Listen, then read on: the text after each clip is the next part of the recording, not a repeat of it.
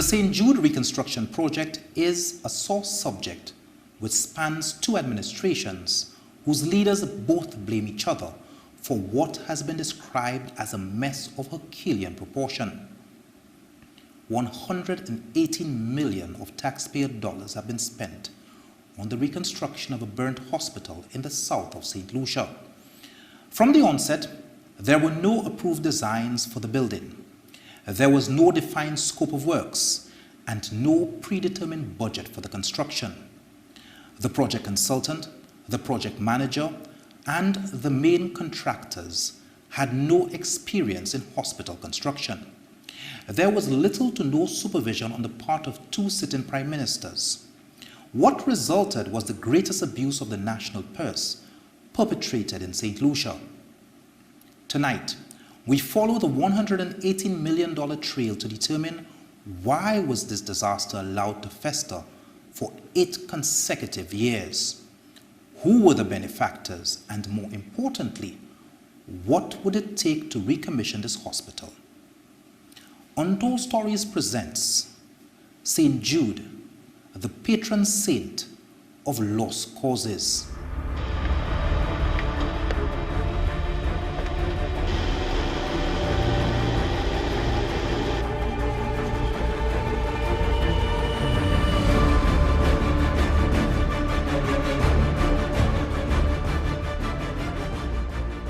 It was a tragedy, so it was necessary for us to show collective understanding. But 2 years? Come on. 2 years in the making and the hospital is not completed. You will recall that the government gave several dates, made several promises to the people of St. Lucia that they're going to finish the hospital and it'll be completed by a certain month. And the latest, of course, is that we are told that the hospital will be completed at the end of December. The preceding was an HTS interview conducted with then opposition leader and parliamentary representative for Vieux Fort South, Dr. Kenny Anthony, in 2011. The veteran politician seemed particularly concerned with the financial management of this project. Several institutions and individuals made, as well as several foreign governments, made donations to the government of St. Lucia. To this day, they don't know how that money is being spent, what the money is going into. And there is no accounting, there is no updating, except, of course, as you heard, the occasional tour by the Prime Minister, to convey an impression to the public that there is movement. On November 11, 2011, the reins of power were handed over to the Dr. Kenny Anthony-led St. Lucia Labour Party.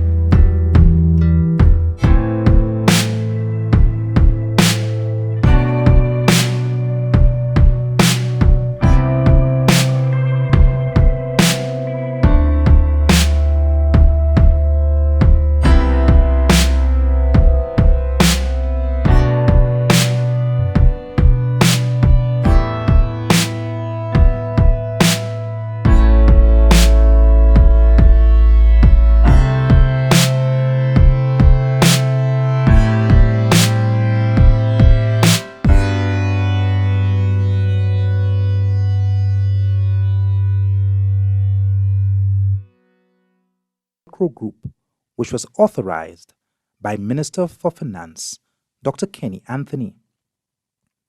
Cyril Donnelly and Obi Sadu were the two main contractors who worked directly under Halcro.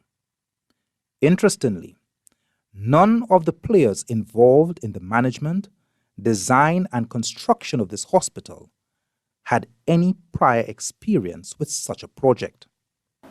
On your first tour of that hospital, Right. your assessment of the work done by Cyril Donnelly's construction company was exemplary. You are quite pleased with the contractor and his work. From our research, the contractor and his office tried reaching you on several occasions to discuss some of the challenges at construction site and also the payment difficulties. Did you ever meet with that contractor? That is strange that there were efforts to reach me, because I can tell you my historical pattern is simple. Every Wednesday I am in Vieux Fort, and anybody can visit me in my office in Vieux Fort. Anybody. That includes Mr. Donnelly himself. Kenny Anthony visited the site 3 times while I was on site. And twice he asked me, how is things going, Donnelly? I will tell him, well, sir, there is problem on site and I would like to have a meeting with you to discuss it. He tell me, give my secretary your number, you will set an appointment. My secretary will call him 20 times. There will never time for him to hear me out. And these are one of the reasons the project still suffering to then go down the drain. Because of the people that were supposed to hear the situation never make time to listen. Despite the challenges on the site, and true to his commitment to spare no expense to complete St. Jude, Dr. Anthony sought Parliament's approval to borrow $15.9 million to complete the project. Mr. Speaker, the St. Jude's Hospital reconstruction is another ongoing project that continues to be a priority for the government of St. Lucia. Government is committed to mobilizing the resources required to bring the reconstruction works to completion.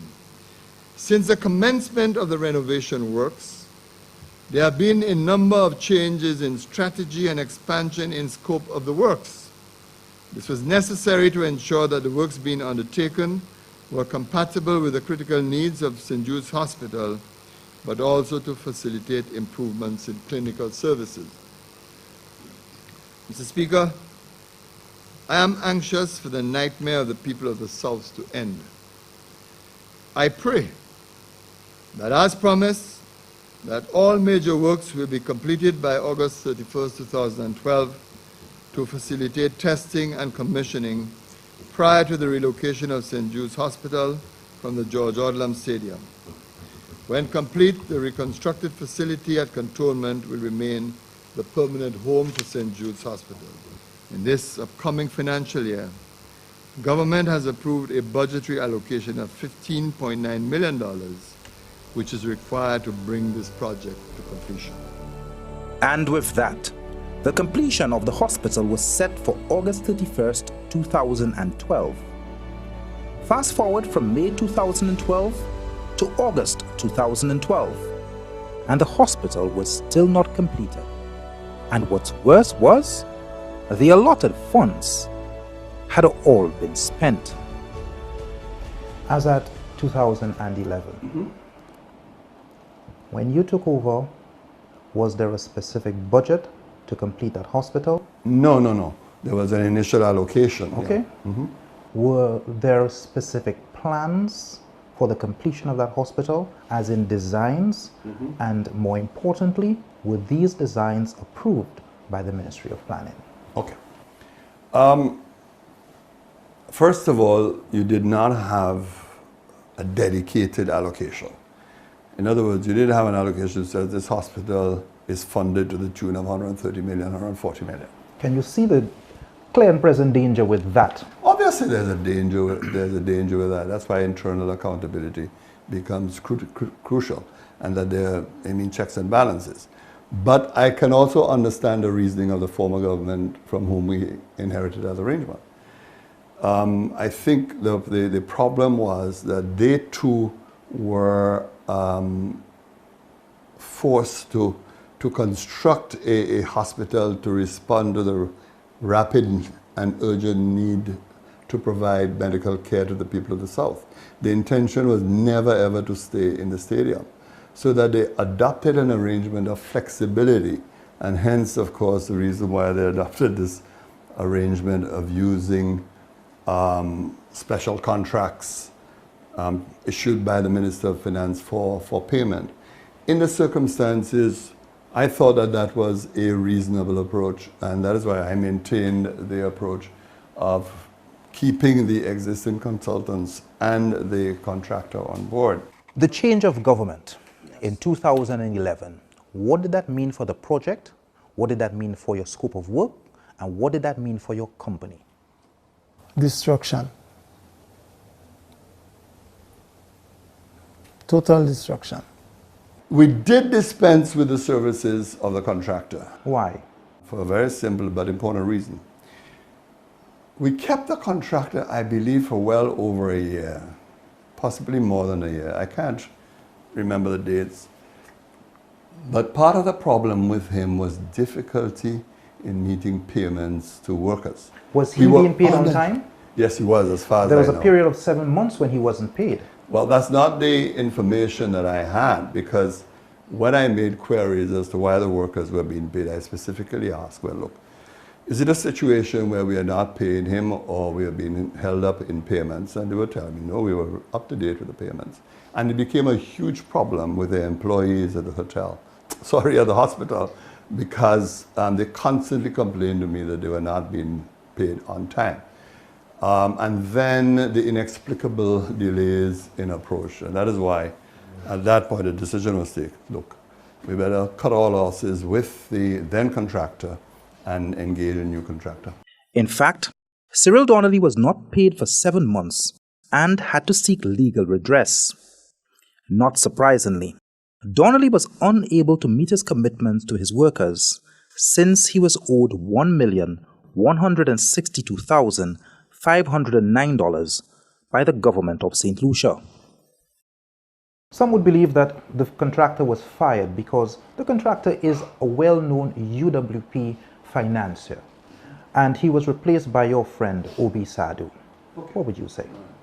I would dismiss that very easily. First of all, that contractor, as I said to you, was kept well over a year. We could have followed the precedent of this government and terminated it from day one. We could have terminated everybody. We didn't take that approach. We felt continuity, as I indicated, was vital, that we shouldn't cause unnecessary disruption. Mind you, there were always those who attempted to say to me, look, get rid of them and get rid of the whole team and establish a new team.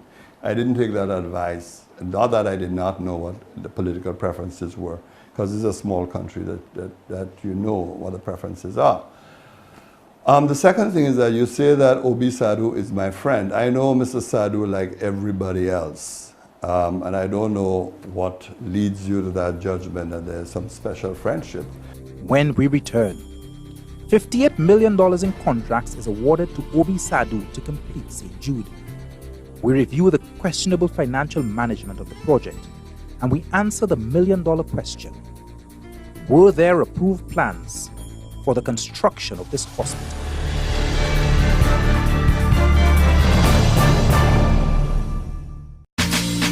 This is freedom, this is life, happiness is all I'm seeking.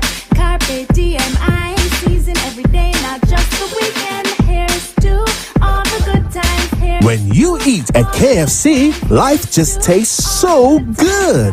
Oh, I'm so alive and I'm feeling good, so good, so good, so good.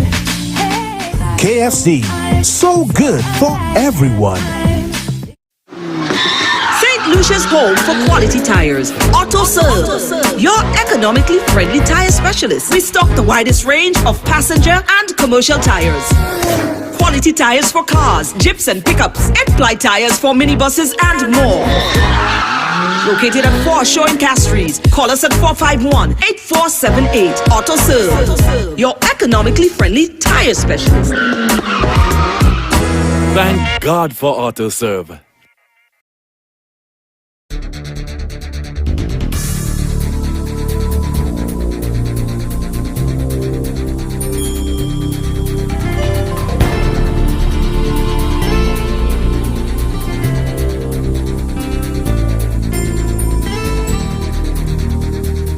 The role and responsibility of the Ministry of Physical Planning and the Development Control Authority is to make provision for the development of land, the assessment of the environmental impacts of development, the grant of permission to develop land, and for other powers to regulate the use of land. It identifies the measures to be established to mitigate against any potential adverse impacts that might occur as a result of the proposed undertaking. For years, the rumor mill churned with assertions that Halcro Group, headed by Mandish Singh, never submitted the St. Jude blueprints to this government department. It was an assertion Stevenson King vehemently denied. When Dr. Anthony took over the management of the project, one would have imagined that this situation would have been rectified. Dr. Anthony, were there approved plans for the construction of this hospital when you took office? And also... that I can't confirm, but I would assume that they knew very well the contractor and the person who had responsibility. It's not a kind of thing that you're going to go in and check all the time whether they approve plans. You assume that senior public officers would be in a position to determine that. So I couldn't tell you when plans were submitted, what dates, who submitted plans, but I assume that there was so. Any construction of that magnitude, it would be very unfortunate if no plans had been submitted. This is a project that you were managing. Right. Not a line manager, but overall manager. You were the overall manager. One of the key things is to have a budget, designs, and it's a specialized unit. So it has to meet international standards, and more importantly, it has to meet local standards for our planning department, fire, health, and so forth.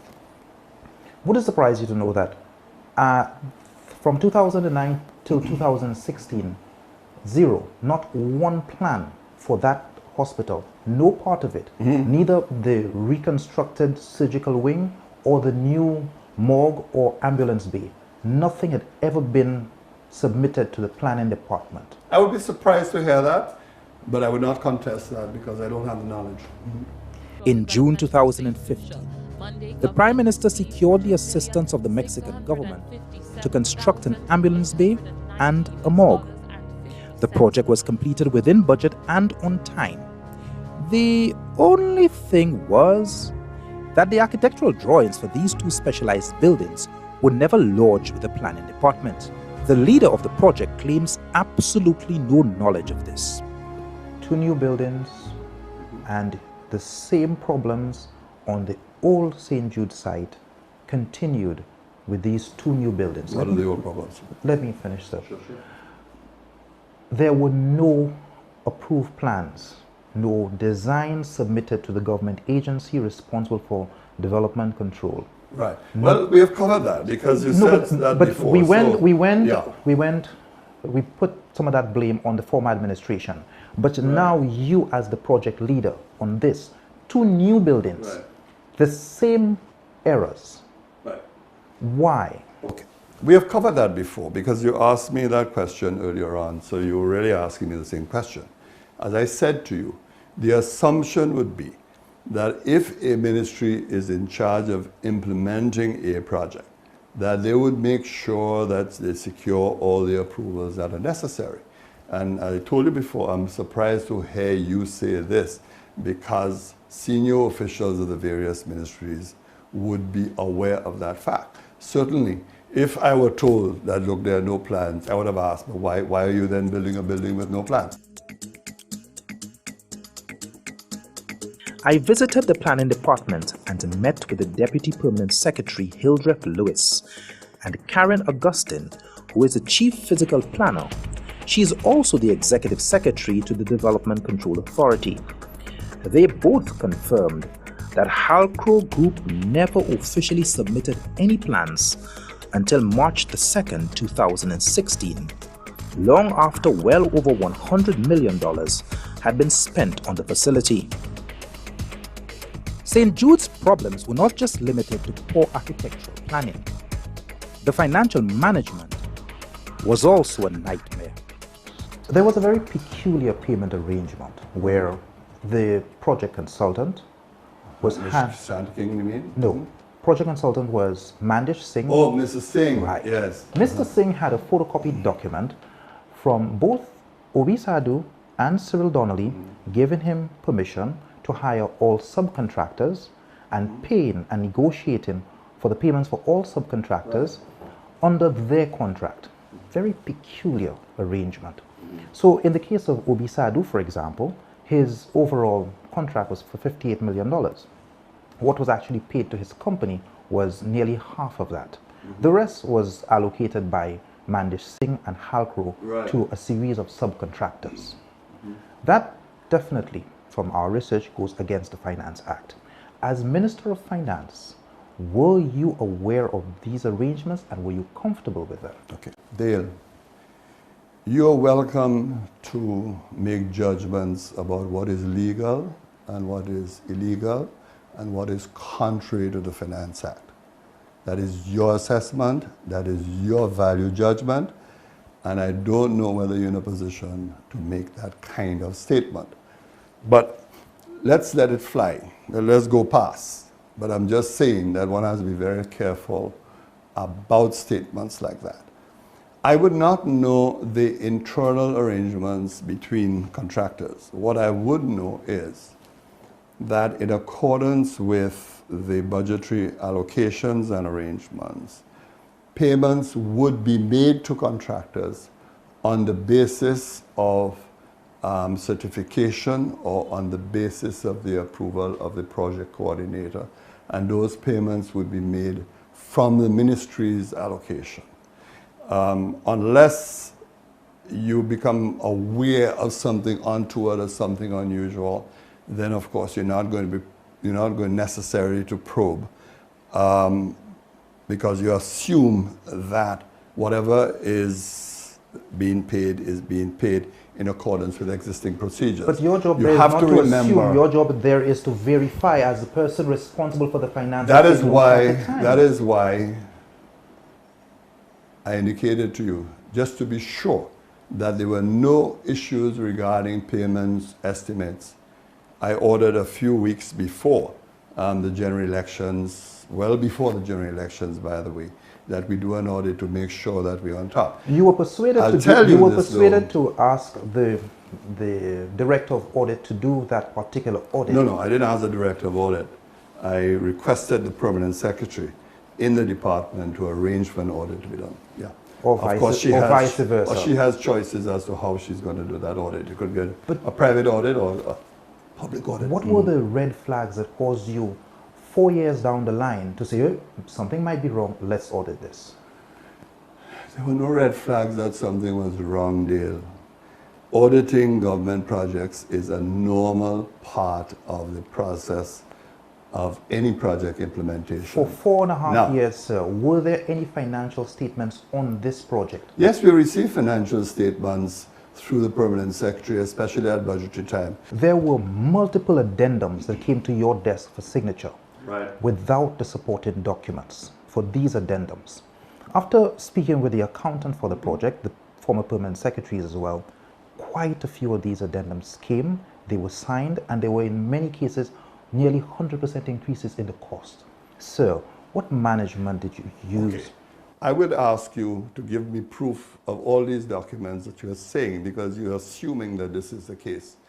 And you are quoting things that I am not seeing before me. What I can tell you is this, that internally within ministries, when requests for payments are made, that it is the responsibility of the ministries to go through the figures. You don't get a pile of documents as a minister. You get very basic documents with the information after the clinical assessments have been done for the request for expenditure. That's how it works.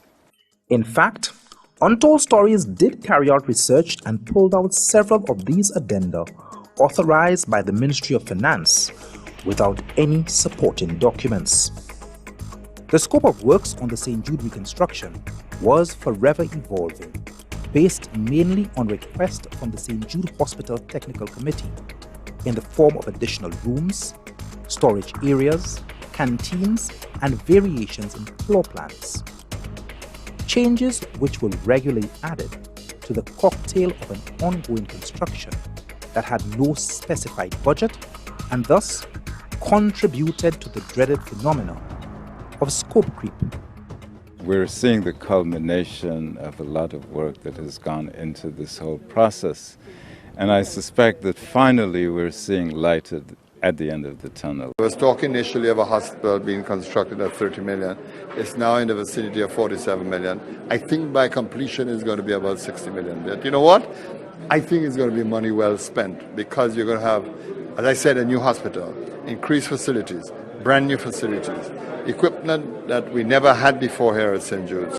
All the best for 2014, and to make that pronouncement that this is the last January that they're spending on this ground, and very soon we're working very hard to see how soon that we can move to the new home, which they are so excited about, and I want to be part of that transition. That hospital will end up costing the government of St. Lucia $130 million.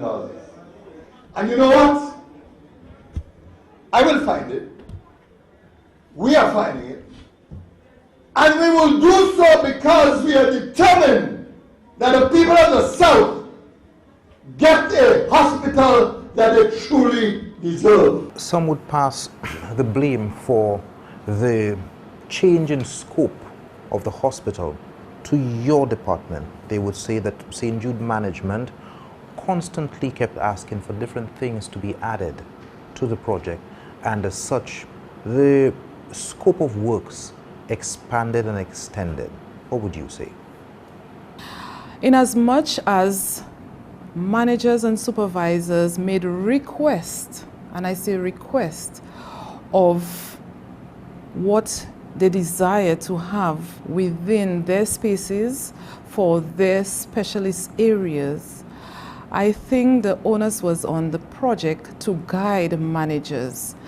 And from my recollection and visiting the site, from what I'm aware of, the specifications that were given by staff, that was not what was on the ground. What were some of the challenges? Well, the challenges were, for example, keeping the cost down, because at the end of the day, the Prime Minister wanted to see the cost down, and that was our main concern. Keep the cost down.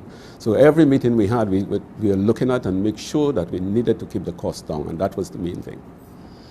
But at the end of the day, and that's why, I don't know, do you have a meeting with Shanta, for example? No? Yeah. Shanta King has refused to have an interview with us and also provide any information relating to this project. So did you ask her why? Because I know Shanta is very straightforward. I'll put my neck on the block for her. But I wish she would have been straightforward in this case, because well, maybe there's a reason why she doesn't. For 4.5 years, you offered St. Lucians 4 different opening dates. Sure. Your Minister of Health, my correction is 7. She gave St. Lucia 7 different dates for the completion and opening of this hospital. Sure. Why, Prime Minister? Because when you make those pronouncements, one, they're always very, very risky. You made them 4 years in a row. Yeah, but the second thing is this, that you are going to make these pronouncements sometimes on, well, most times I would hope so, on the advice of the technical personnel who are in charge. I mean, it's like the new hospital So deal. the first year they give you this date for opening and it doesn't happen. Right. What do you do? And the second year, you go ahead by saying it's going to open in October, and it doesn't. And the third year, you have the very same thing, and then your Minister of Health goes about saying the very same thing multiple times. Right. What level of confidence do you expect the people to have? And more importantly, of course, I think who people are are justified. Who are the people giving you this advice? Yeah. Why are you taking it? Why are you saying it? And then having to repeat consistently changes. Yeah.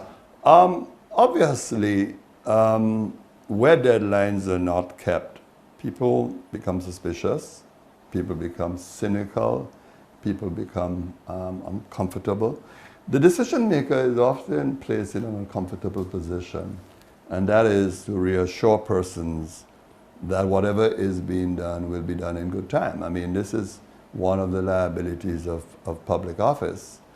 And I think some of those dates were in fact given in very good faith. When we return, the electorate fires Dr. Kenny Anthony St. Jude's reconstruction is halted, and we examine the structural deficiencies of the hospital itself.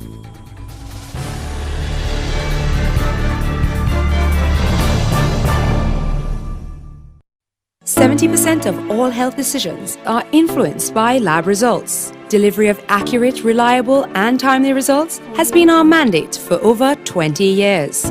We are Laboratory Services and Consultations Limited, generating hundreds of lab tests each year while delivering quality, personalized, confidential service, one client at a time. With a reliable network of regional and international partners, all tests are conducted with patient care in mind. Laboratory Services and Consultations Limited, saving lives and caring for people. We focus on results so you can focus on what's important. Telephone 459-2200.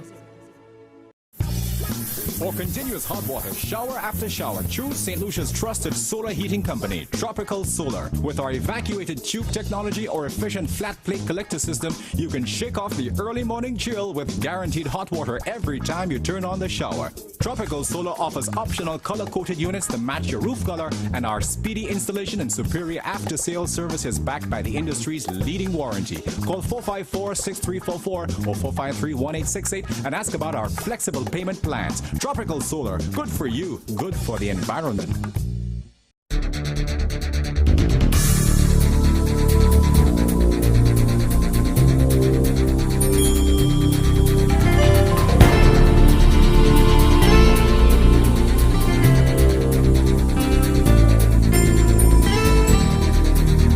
SLP General Secretary Leo Clark confirmed Thursday that Dr. Kenny Anthony would indeed be stepping down officially before the end of the week.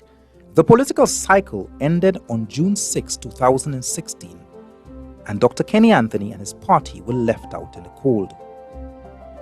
The people of the South never experienced the promise of an ultra-modern hospital. And with a new cast of actors being sworn in, the patron saint of lost causes would yet again be kicked around as a political football. Shortly after assuming office, Guy Joseph, the new Minister for Economic Development, and Mary Isaac, Minister for Health, toured the site. What they observed was, according to them, vexing. I think we have reached the point where the project coordinator, where the consultants working on behalf of the government needs to come and explain to the people of St. Lucia why this project has taken 6 years. Why have we seen so many other buildings being built around the core of the hospital, while the hospital, the buildings that are needed for the operations of the hospital is incomplete after 6 years. You are on that site on the first visit. Shanta is with you. Is Mandish there as well? No. In 2016? No.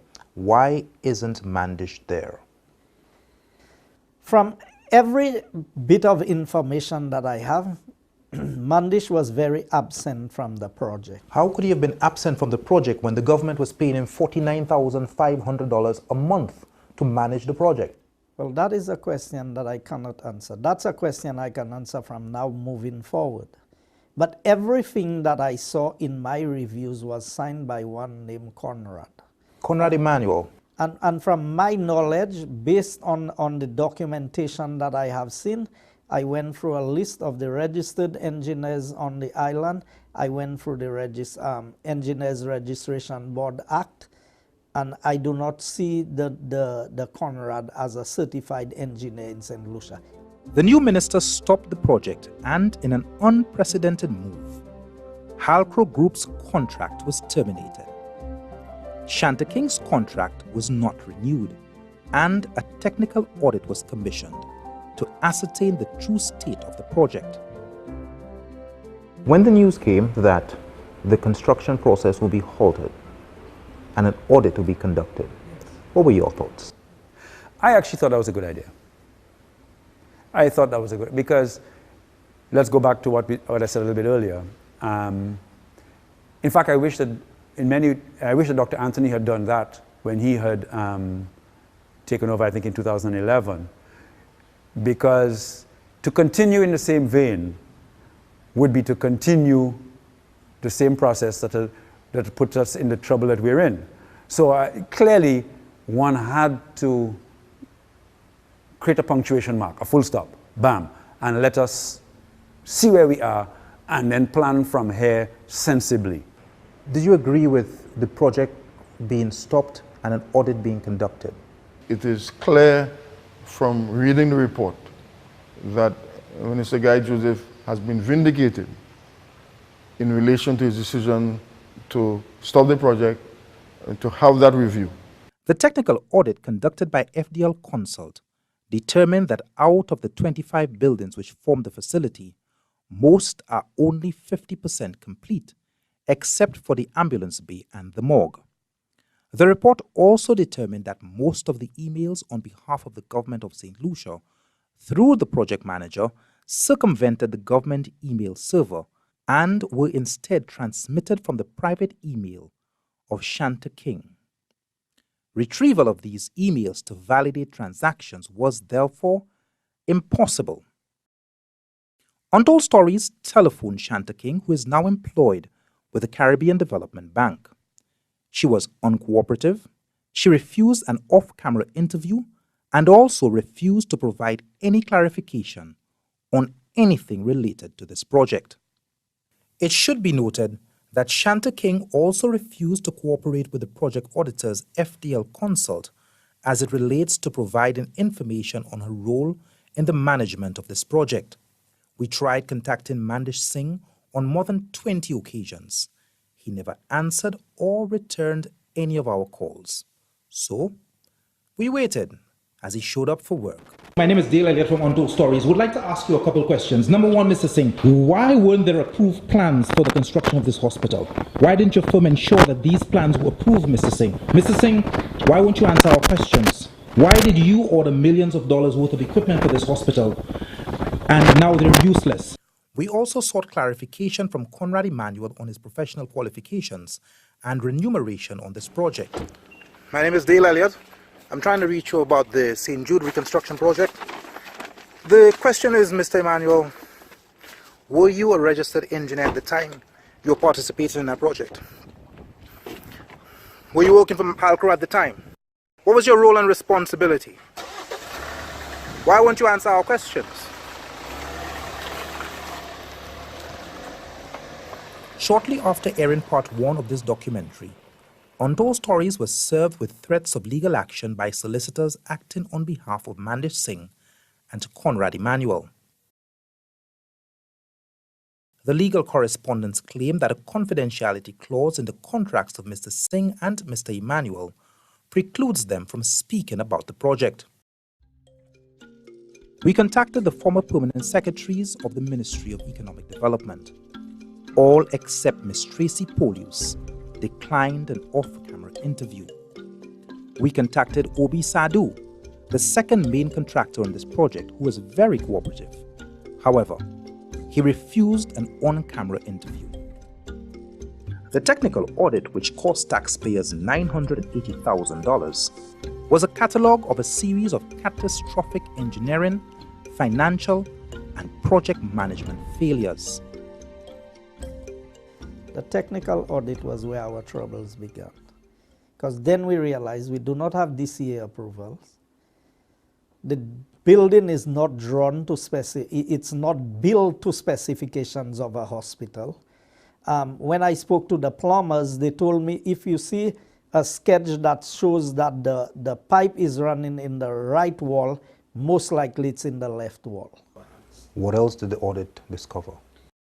Audit discovered that every single contract that was issued under this project was by direct award. Over 21 direct awards given under the project. The selection and the pre-selection of contractors, we could not understand. The changing of the scope of works of the hospital, there were so many changes that it was nothing like what was started under the United Workers' Party government, where a project that should have been under $50 million was now finally priced at $176 million. We have in St. Lucia a travesty of procurement guidelines called direct award that has been used, it was introduced, from my recollection, by Dr. Kenny Anthony, primarily at the time as a response for emergencies, and has become over the last 15 years the most abused system of procurement within this country. Every government, the SLP government, the UWP government, have pursued direct award as the modus operandi to dealing with the execution of contracts. In fact, ironically, there is a report done, I believe it's by the UN, that looked at procurement. And in the report, it said that 86% of the major contracts in St. Lucia were given by direct award. That is how bad it has come. The audit also revealed that Conrad Emanuel, seen here on multiple tours with government officials, who was acting as a site engineer, neither possessed the academic qualifications of an engineer nor the requisite construction supervisory experience. Yet, his salary was increased by 83% during the lifespan of the project, with no increase in his responsibilities or qualifications, from $9,000 monthly to $16,500. His boss, Mandish Singh's salary increased by 23%, from $38,000 a month to a whopping $49,500 monthly. There were no records to indicate that payments were based on performance matrices. On the contrary, it appeared that payments were made purely on submission of time inputs. Therefore, invoices were honored based on unsubstantiated time inputs. Halco's monthly reimbursable rates also increased by 560% over the duration of the project. With such loose arrangements, the audit report said, it would not be a stretch of the imagination that it was in Mandish Singh's interest to enable the situation in order to extend his services for as long as possible. The audit report also uncovered the unorthodox use of contingency fees of astronomical amounts. This, it said, was highly irregular, as it is the norm for a contingency sum to be retired against a specific activity or inputs, but not paid out as a sum. The audit is littered with hundreds of thousands in payments disguised as contingency payments.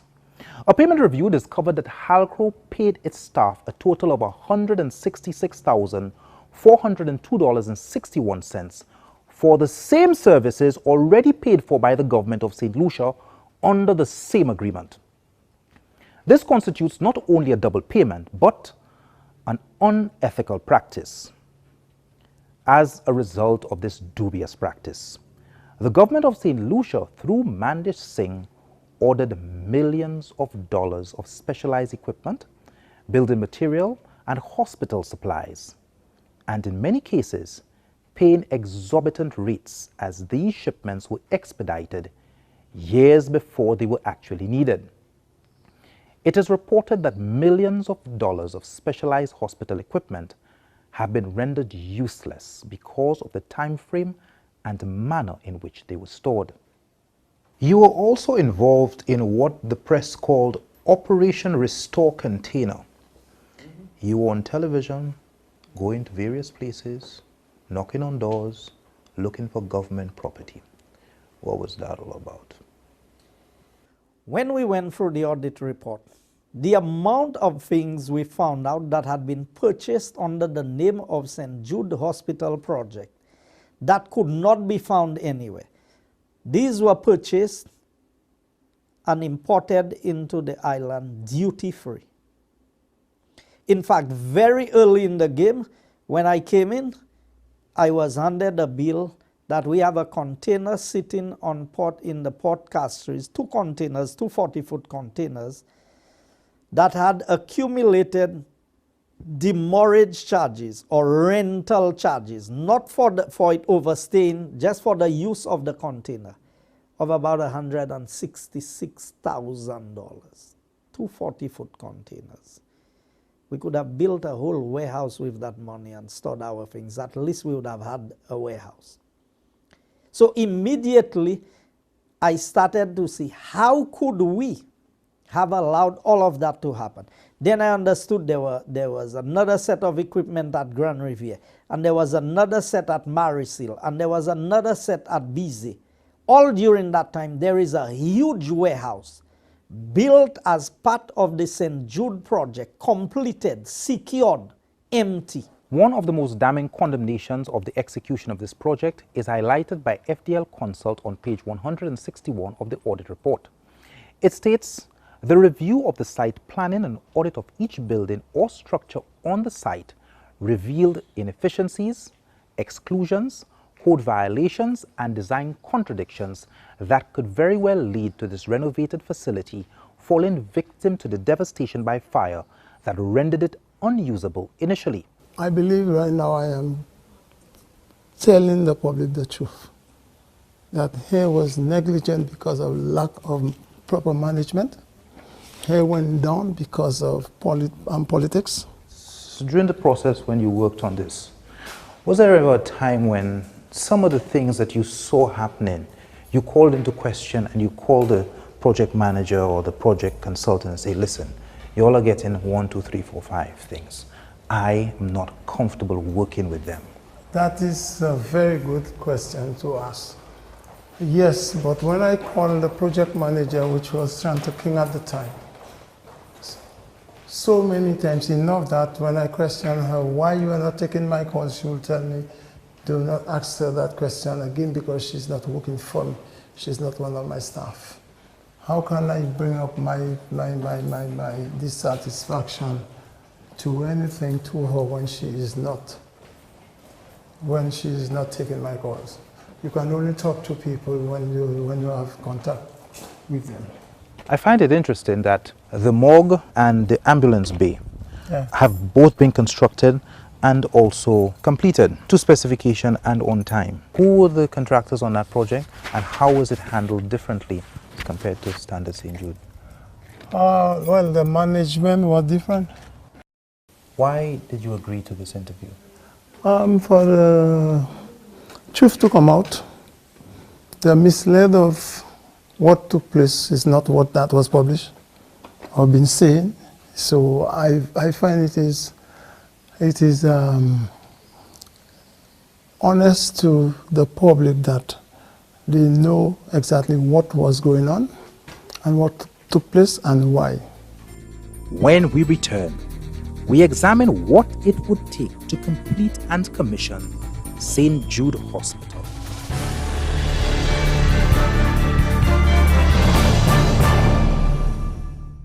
Come to Nature's Best. We are the natural and herbal good store. At Nature's Best, we are the natural and herbal good store.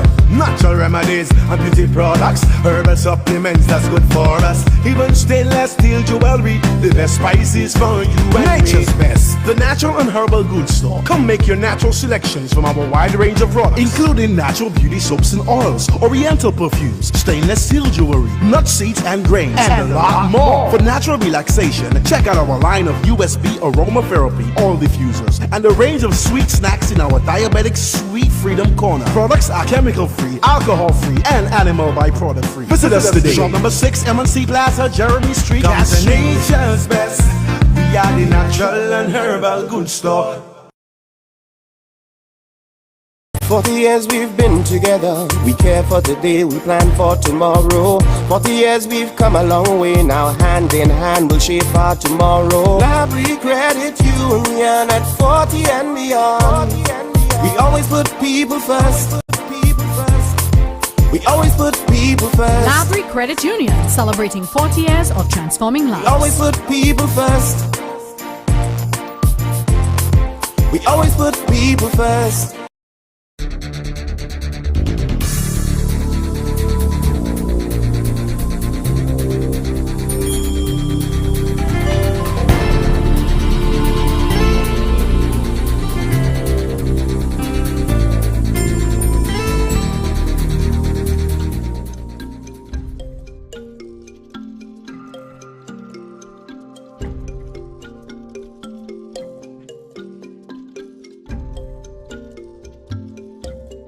Every time you change the building, you add stuff has happened over the years, add on.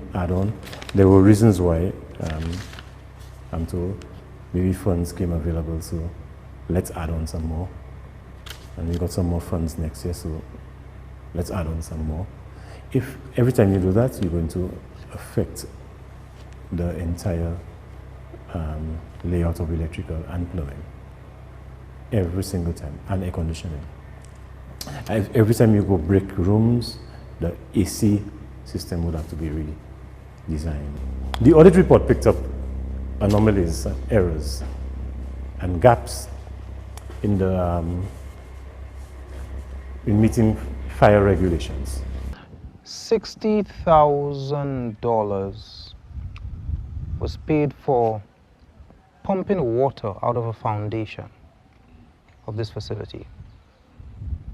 Which foundation of which buildings?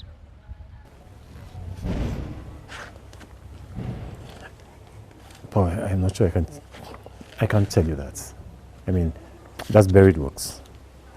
So in this business, when it's buried, it's gone.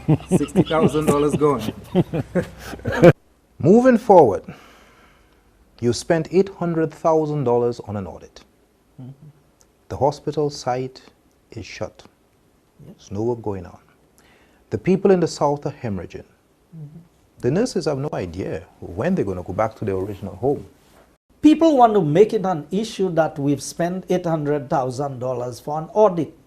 But we've spent $118 million on a facility that should not have cost us $50 million. And nobody wants to be held accountable for the failings.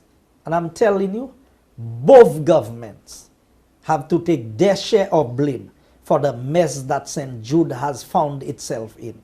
Because there are no approved drawings for the building, we had to get the architect or the consulting firm that did the technical audit to go in and do as-built drawings. So draw the whole building as it is, to submit it to DCA so that DCA understands what is there presently. Then reconfigure it to meet the specifications of a hospital. So where you have the corridors of 1 meter and you need the 2 meters, you need to break down the wall. You have wards that you cannot bring in a stretcher into the ward. You have wards where there's a column in the middle, and for you to move one bed, you have to move all the other beds. We are working on a project to try and get 70 beds into a hospital that should be 115 beds. And we are having a lot of difficulty even getting 70 beds in there. We may have to go down to 60 beds. There were 3 operating theaters identified. Only one meets the specification requirements of an operating theater in terms of square footage. The other 2, we have to combine it together to try and make one. We have an area for emergency. You can go and see the door. The ambulance cannot get in there. The space is so small. Where you have to enter with the people is where the persons attending to them is sitting. So we have to build a whole new configuration for the emergency section of the hospital. This is what it is. We found the technical audit. None of this information would be available. And all we would do is finish the nonsense that started out as the hospital. And I refuse. I will take my blows from everybody. But at the end of the day, if I will deliver a project for St. Lucia, I want to deliver a project that I can be proud of. Once we start construction work, I'm giving ourselves 6 months to finish the construction work. I hear you. So I hear you, Mr. Joseph, but this does not sound realistic. Why? I want you to understand that. Because the same words that you're using now, we've heard these words with conviction from Dr. Anthony. We've heard these words with conviction in the House of Assembly from Stephenson King. We've heard them all the time from Alvina Reynolds about moving in dates and so forth and so forth. Now we understand the clear plan from you. We have not decided what it is going to cost, how the government is going to get this money. But there is a 6-month time frame? Come on, Mr. Joseph. No. You need to understand what I'm saying in the context. If construction work starts in September, then we will finish construction 6 months from September. I did not say we will open the hospital 6 months from September. There's a difference between being able to complete the construction process and being able to open the hospital. The part that I am responsible for is the part of the construction. Urgency of St. Jude, I expect to run free shifts there of 24 hours. So I know the work is not easy, but the contractors who are going to come to work, they have to understand that they will run free shifts, 24 hours a day. How much is it going to cost to complete this hospital? We do not have the final price because we do not have the final drawings. In terms of the budget allocations, there's $19 million allocated for this phase of the project. I have been in discussions with the Prime Minister that the 19 million will not be sufficient for us to complete the hospital. So he's already making provisions so that whatever shortfall of revenue we would have would be available as soon as it is needed so that the construction process can be completed.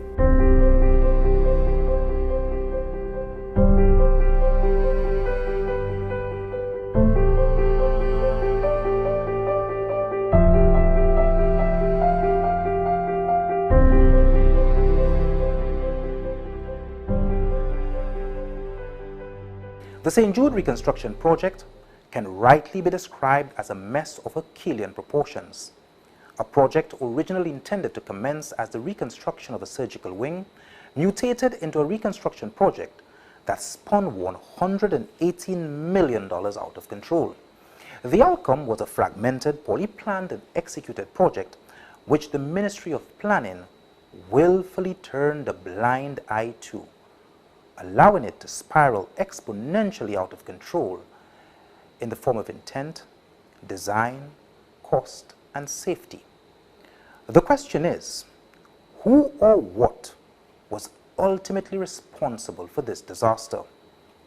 The entire management of the project was probably something that was not managed properly. Were you satisfied with the way Halcro was handling the management of this project? Certainly. Certainly. Project management, and I'm not saying the project manager, let me be very careful, project management, which is the whole mix, was out of control. Were you satisfied with the work of Mandish Singh and Shanta King in the management of this project? I was disappointed because of the delays. There's nobody who got affected by the delays more than I did. It was my constituency. And the truth of the matter was that I wanted to get out of the stadium as much as possible.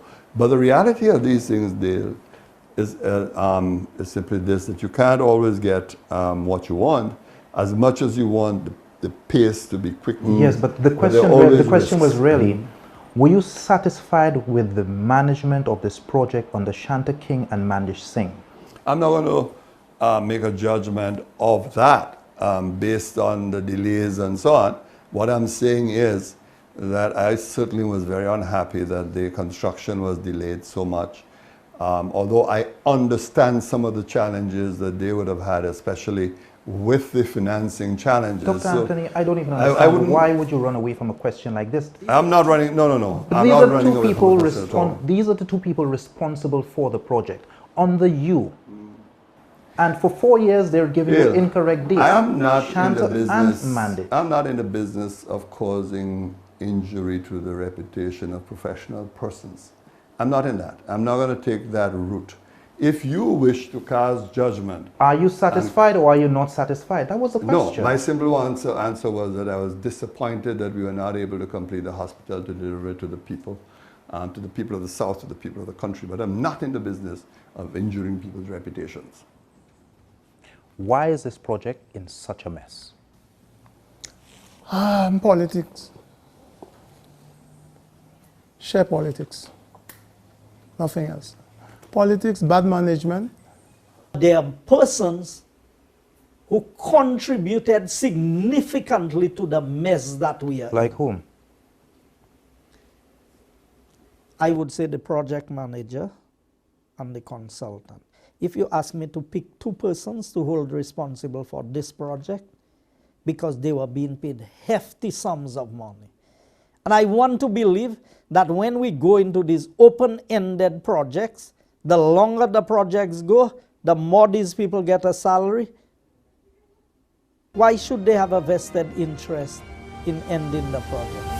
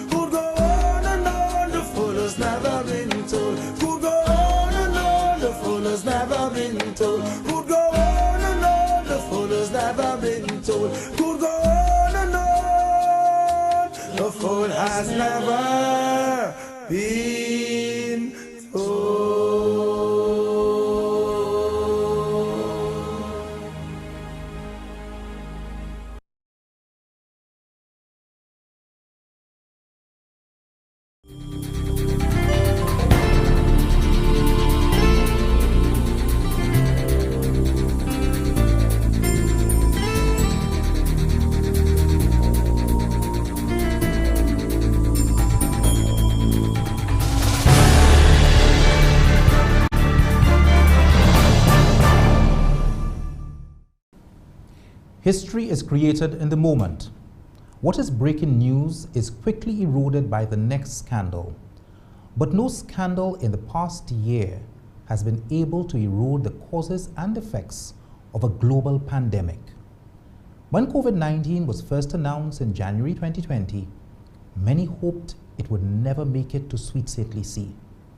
But it did. And like every other country in the world, it rearranged our economy. It showed the ignorance of our people. It embellished the greed of politicians for wanton political power. It showed how not even the wealthiest of nations could survive a pandemic on its own. It also showed how gullible people, fueled by cheap political motives, can ignore life-saving measures in support of a political ideology. It also exemplified the hard-working St. Lucians in every sector who stepped up their game, who adapted, who placed their lives at risk daily to provide care, security, food and transportation for a nation in a perpetual state of medical panic. This documentary recaps from the very first case of COVID-19 in the world to the vaccination of nearly 25,000 St. Lucians.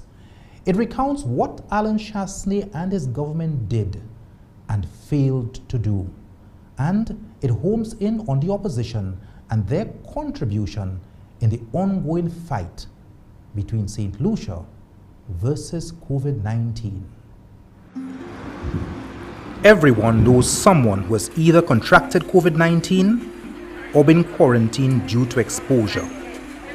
Everyone has been impacted either by way of employment, loss of income, accessing education, public and private service, grocery shopping, or getting a haircut. This is the new normal. But how did we get here? Who or what was responsible for the exponential rise in the number of cases? Was it a lack of government action, world events, deficiencies in public education, a Ministry of Health dropping the ball?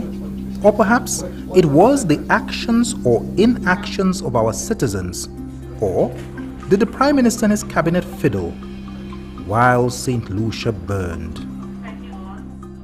Whatever the reasons, the Chinese writing was on the wall since December 2019. Millions of people are being tested multiple times, and millions have been locked down. This man left his house for a walk and was verbally abused and tied to a tree for his trouble. Wuhan Municipal Health Commission in China reported a cluster of cases of pneumonia in Hubei province. In other news, China has confirmed 4 additional cases of the coronavirus outbreak affecting the country.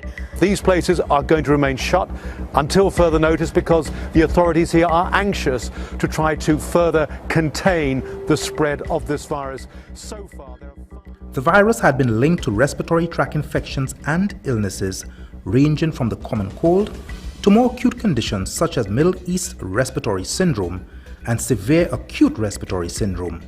A mysterious pneumonia has gripped China, with scores hospitalized by the illness. In the central Chinese city of Wuhan, 59 people were reportedly hospitalized, with 7 people in a serious condition. The signs of infection included fever, cough, shortness of breath, and difficulty breathing. When the coronavirus attaches to a cell, it begins to replicate within the cell. The body's immune system. In the severe cases of the virus, pneumonia may cause respiratory distress and death. Initial evidence suggested that person-to-person transmission was limited, but little did we know.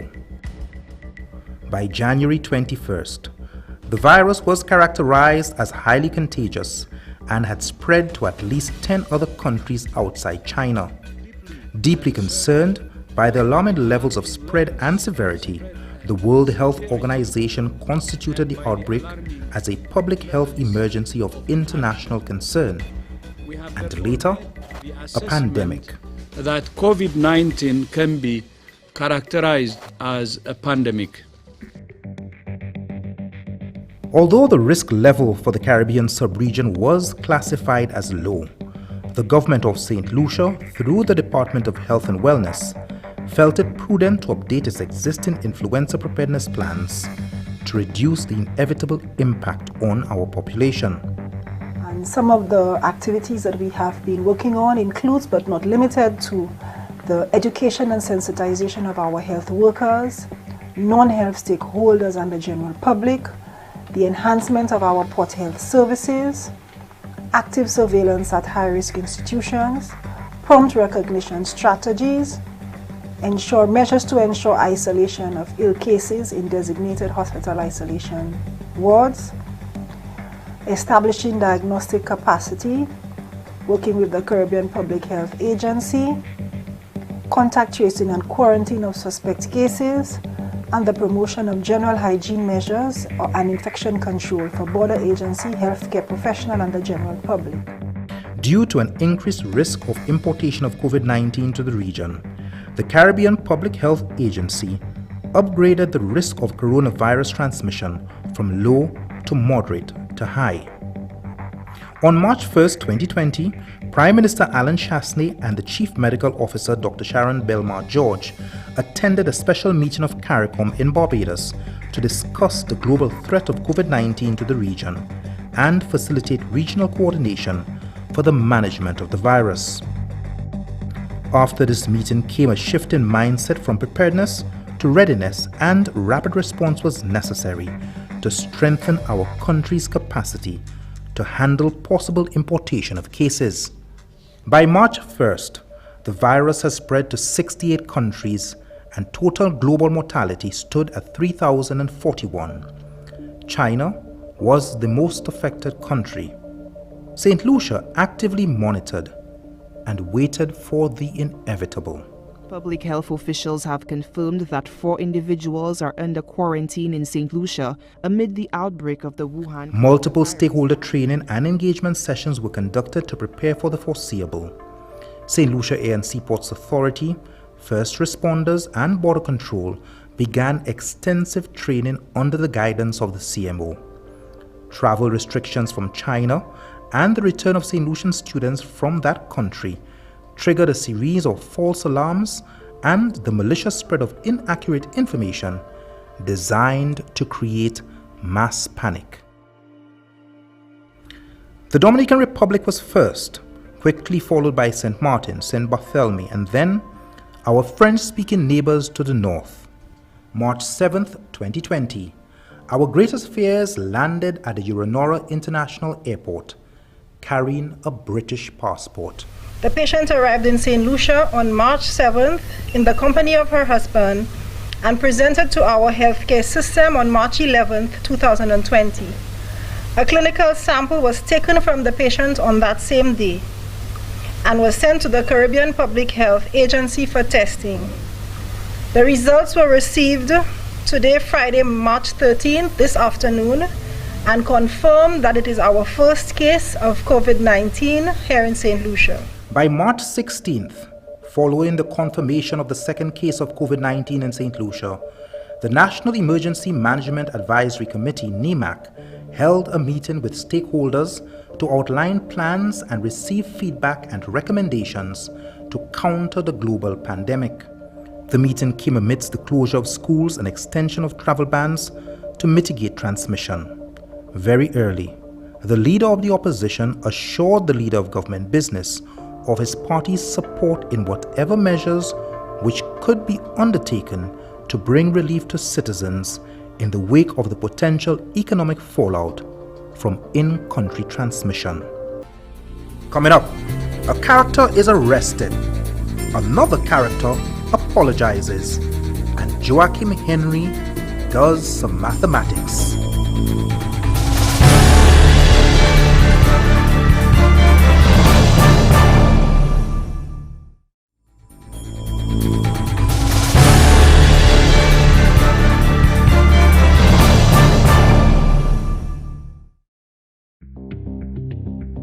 In response, the government of St. Lucia loosened the reins in a partial shutdown, allowing supermarkets, mini-marts and bakeries to reopen for a limited time.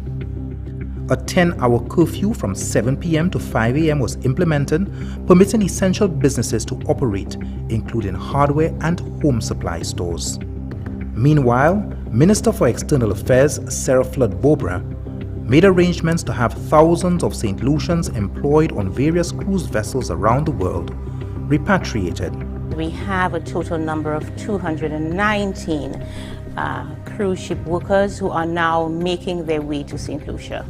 I'm sure families out there will be very, very relieved to hear that. Just entering Port Castries there, finally touching the land there, Finally, they're home, and I think this is the best thing for now. I think the government has been doing a great job, because in other countries they have to pay for coming back home, whereas St. Lucia, they get free hotel, free food, free medical. I think it is well, the government is doing well.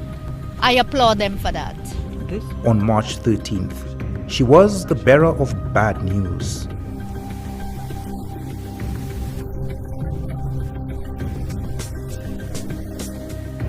But on April 21st, the CMO returned to the media announcing that St. Lucia had achieved a clean bill of health.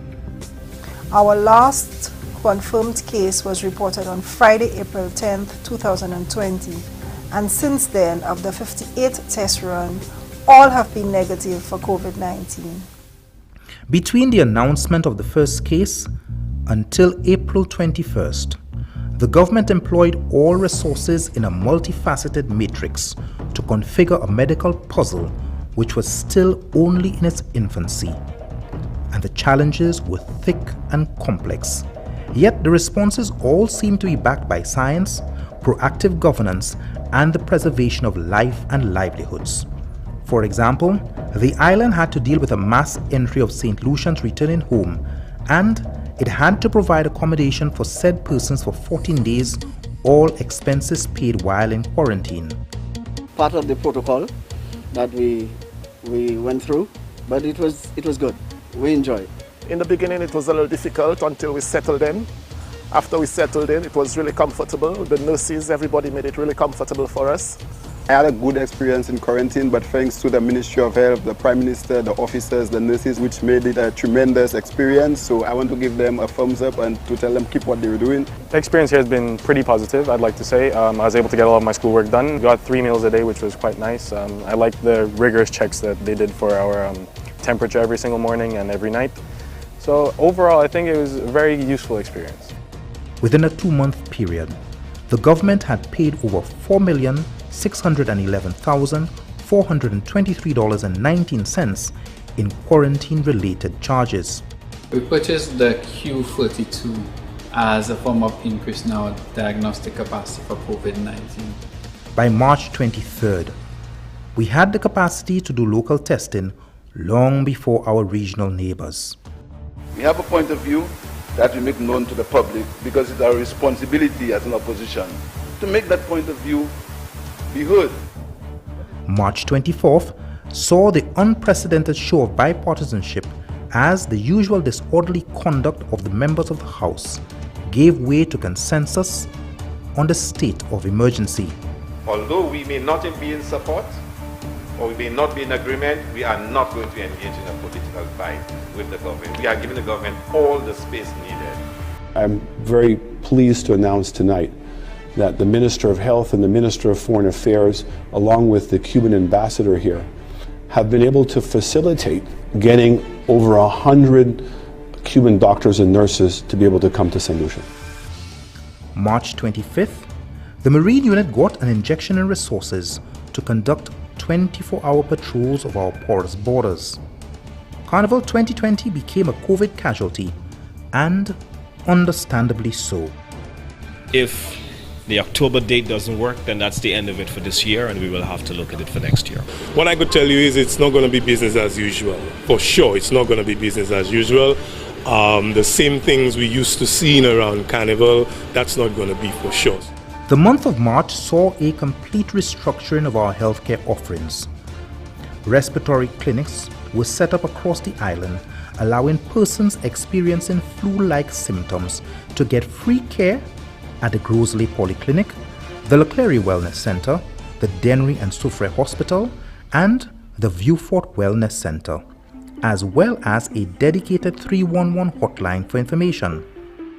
In the midst of the shutdown, strategic action was taken to bring relief to thousands.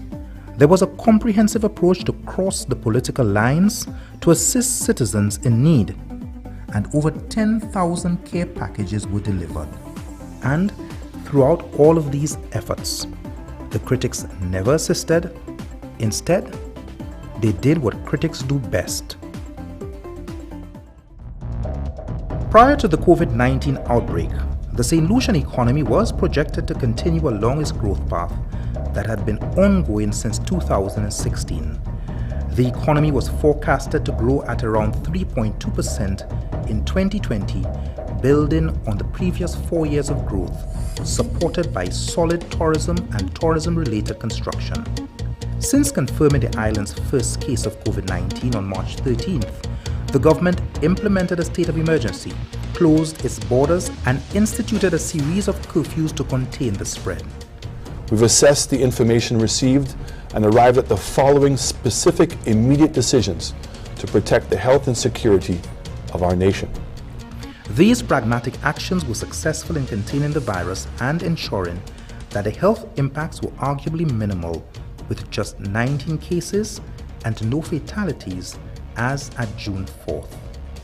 However, our preemptive actions locally had a dual impact of decimating our economy, especially our tourism industry, with spill-off effects in other sectors.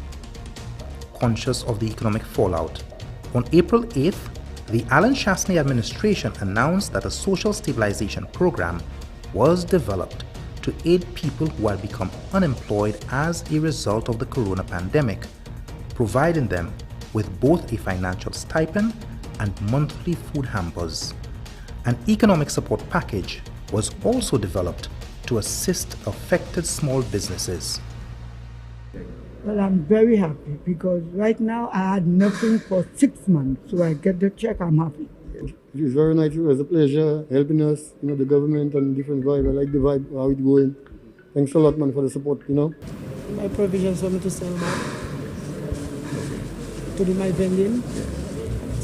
The economy was hit hard indirectly by major contractions in stayover arrivals from the United States and UK due to the COVID-19 pandemic. The preliminary data indicated a decline in tourist arrivals by 50% in 2020 due to global travel restrictions. Consequently, the standstill in tourism resulted in a GDP contraction of 9 to 15%, a surge in debt by 12% in 2020 due to additional expenditure, and approximately 45% of the labor force lost their jobs. The immediate impact of the pandemic on the construction sector was significant due to a high reliance on tourism investment and public sector capital expenditure. The implementation of social distancing protocols, coupled with travel restrictions and the redeployment of capital to address a public health emergency, brought non-essential construction in the country to a complete halt, resulting in hundreds of jobs and income loss. But travel restrictions on commuter buses would cause the greatest stir. So what we have done is limited the use of these buses to 3 persons in the back seat, and each of the other rows of seats in the vehicle would have 2 passengers per row, so that it would help to reduce the close proximity in which people sit and would help us to enforce the social distancing that we require. Some bus drivers insisted that COVID protocols should not pertain to public buses because it affected their profitability. It's very bad.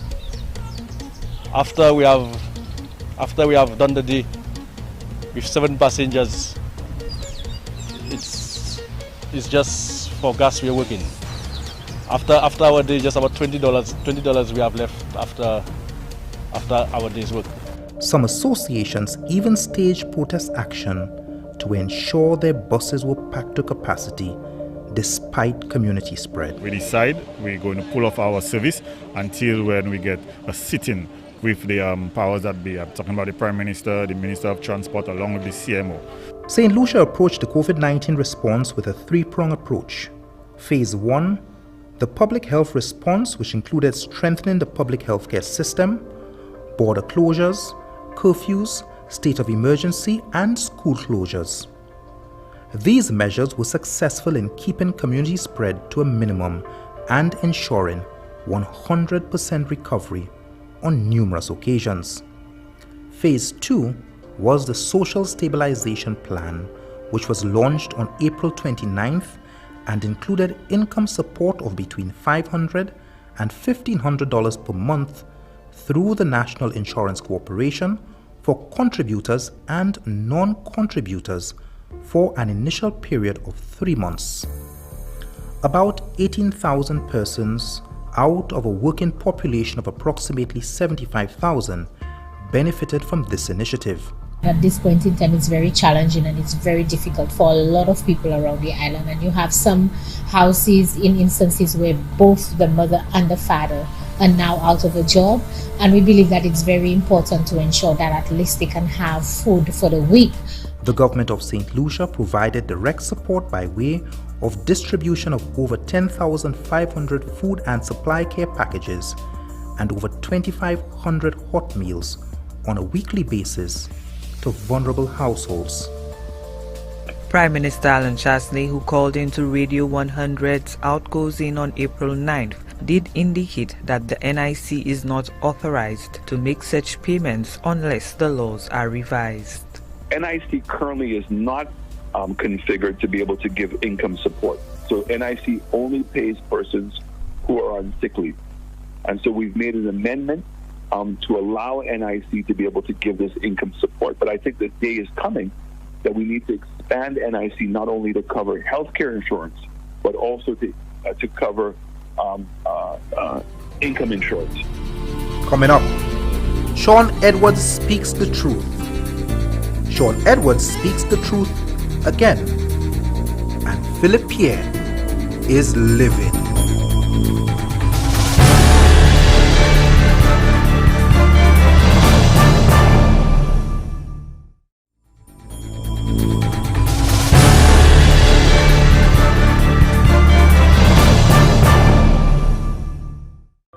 The government worked in collaboration with the utility companies, banking and other financial institutions to create the best support packages to the different sectors of the society. These included a moratorium on bank mortgage repayments for both individuals and entities for a period of 6 months through September. Suspension of all rent payments for 6 months for those occupying government-owned commercial units. Provision of direct support to farmers to sustain their livelihoods.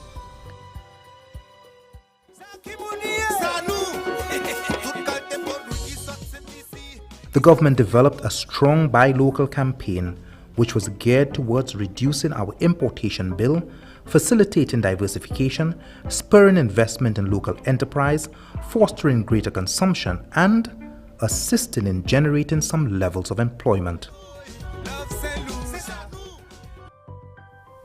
Phase 3 included the Economic Recovery and Resilience Plan, geared at providing support to the business sector through credit and liquidity support, as well as supporting poor and vulnerable households. The Prime Minister allotted 5.1 million EC dollars in tangible benefits towards poor and vulnerable citizens who had been affected by COVID-19, as well as hotel and tourism employees who are currently unemployed. These benefits included an expansion of the number of poor households on St. Lucia's Public Assistance Program by an additional 1,000 households, an increase in the cash transfer to the over 280 households receiving child disability grants from $200 to $300 monthly, and a similar top-up to the 183 households receiving foster care grants, while the person living with HIV grant was increased to $200. The government also provided personal protective equipment and COVID-19 hygiene care packages to the indigent and vulnerable. The fuel surcharge of $1 will be reduced by 50 cents for a 6-month period. This is expected to generate savings which will be used to reduce the electricity bills of qualifying households between $50 and $100 per month. The government of St. Lucia provided concessions to companies which produce sanitation, healthcare, and medical-related products, an extension of corporate tax installation payments, extension of time for filing of income tax returns by 1 month, tax credits to companies and other entities which retained at least 30% of their staff, and a temporary waiver of interest and penalties on all tax types for March 2020. St. Lucia also secured the IMF Rapid Credit Facility of US $29 million, amongst others, to support its COVID-19 response initiatives. The Ministry of Education established partnerships with telecommunication providers to bridge the digital divide between students of different means. Furthermore, the Ministry of Education began procuring new equipment to support remote learning and started adopting the use of learning management systems to better support virtual classrooms. This was a paradigm shift for the education sector. Phase 4, which commenced in early June, saw the launch of a large stimulus to the private sector. The government provided $5 million to otherwise solvent businesses with low-cost financing between 4 and 5% interest to assist in meeting their working capital objectives. The St. Lucia Development Bank, through its partnership with the DVRP, was able to have the World Bank and its partners, the Climate Investment Fund, repurpose the climate adaptation financing facility. And not that it's going to move away strictly from its core mandate, which was looking at making St. Lucians, their households, their businesses more resilient to the climate, but it now takes into consideration the impact of COVID. In mitigating the possible spread of COVID-19 into our communities, the following tourism-related health and safety protocols must be observed during the deployment of taxi and rideshare. Phase 5, which was implemented in mid-July, saw the gradual reopening of our borders to tourists with required protocols in place. St. Lucia's coronavirus strategy during this phase was designed to jumpstart the economy while protecting locals and visitors through advanced coronavirus testing, daily screening, and monitoring of staff and visitors. A new timeline has been identified to welcome visitors to St. Lucia's shores.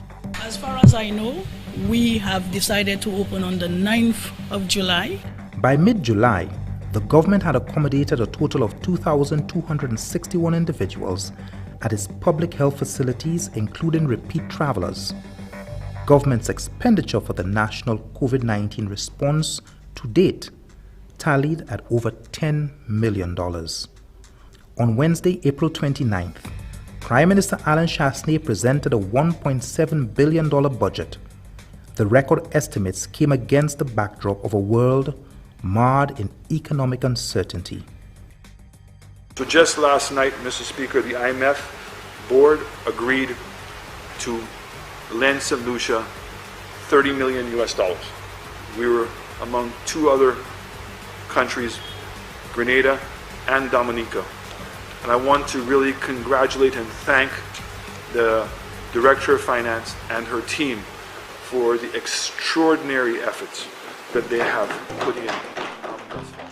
Despite the gloomy outlook, Prime Minister Alan Chastanet tabled key initiatives for economic stability and implementation of projects to get St. Lucia back to work.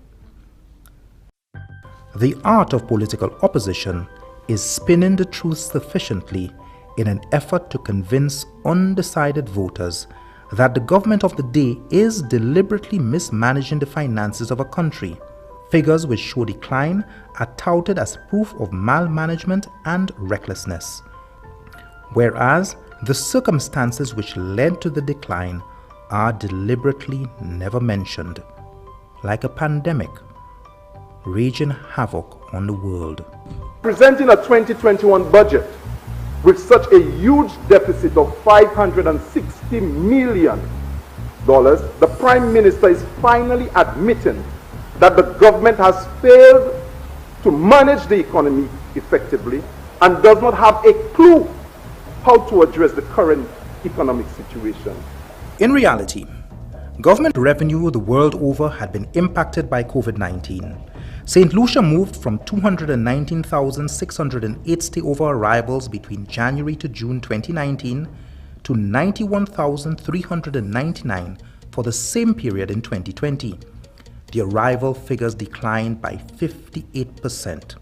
Government revenue as received in the consolidated funds moved from 641 million EC dollars in January to June 2019 to 491 million for the same period in 2020, whereas the expense of government in the same period increased to 641 million in 2020 from 608 million in 2019. The majority of these increases were due to social stabilization programs, the supply of respiratory masks for the treatment of COVID-19 patients, the purchase of reagents for testing, the supply of personal protective equipment, airfares, lodging and accommodation for the Cuban Medical Brigade, boarding and lodging of persons in quarantine and isolation centers, retrofitting of the Victoria Hospital for conversion to a respiratory hospital, retrofitting of other medical facilities, and refurbishment of the arrivals hall at the airports. Other significant direct procurement activities included water tanks, acquired to assist with water storage for increased sanitation, and computers and equipment to facilitate the e-learning of students across the island. When we return in this Untold Stories Super Special, an airport reopens, a patient dies, a protest ensues, and the nightmare begins.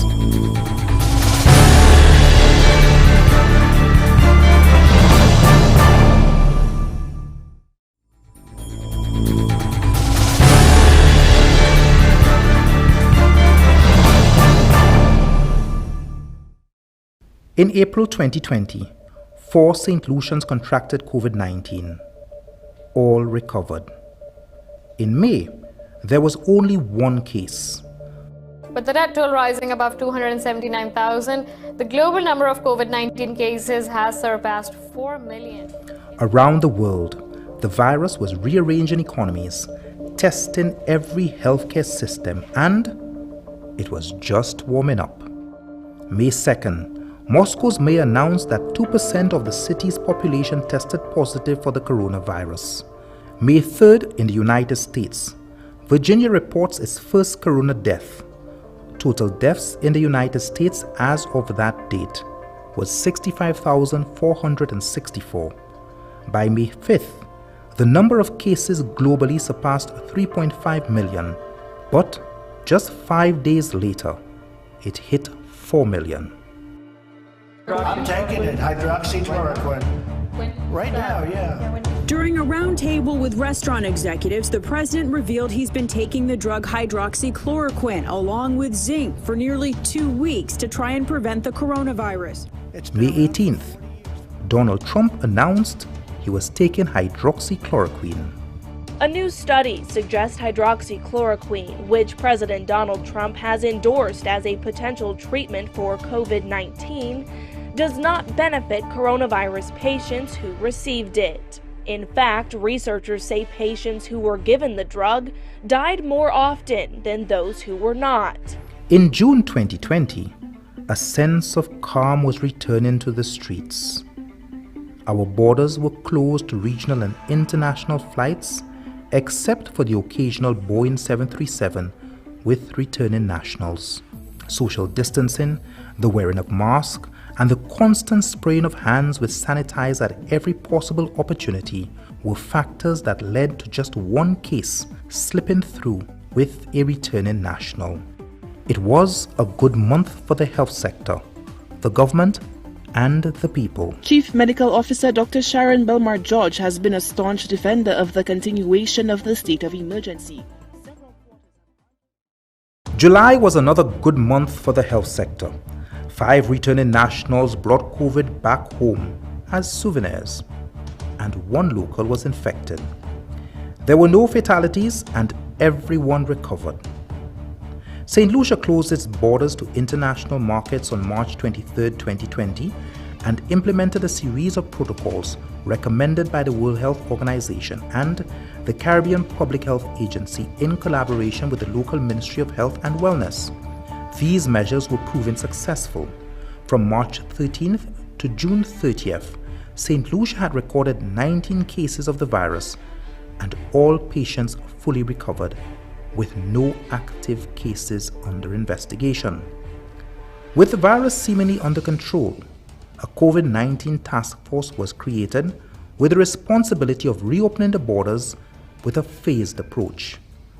On July 9th, 2020, under a host of strict protocols including a negative COVID-19 test result 7 days before travel and quarantining for 14 days, St. Lucia welcomed its first commercial flight. American Airlines Flight 2295 from Miami International Airport landed at 2:15 p.m. Atlantic Standard Time. After 3 months of opening the borders and welcoming nearly 6,000 guests to its shores, St. Lucia continued to be a model in the fight against COVID-19. Our little island received a level 1 rating from the Center for Disease Control, being one in only 8 countries globally to achieve this. What we are doing here is to examine our protocols. We are testing all of the management mechanisms we've put in place to ensure that we can coexist with COVID. As part of its phased reopening, the Uranora International Airport accommodated flights from the United States only. A total of 1,500 hotel rooms across 18 COVID-19 certified hotels were made ready to receive guests. Limitations were placed on traditional excursions such as sightseeing and diving, and hotel and travel providers were tasked with arranging safe experiences for guests. The government of St. Lucia, through the Caribcation brand, introduced its extended stay program as part of Phase 2's reopening. As such, more water-based activities were permitted, including diving and snorkeling.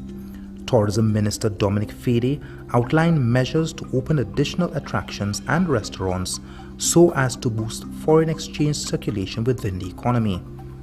Phase 2 also permitted flights from the UK and Canada after nearly 8 months of no service.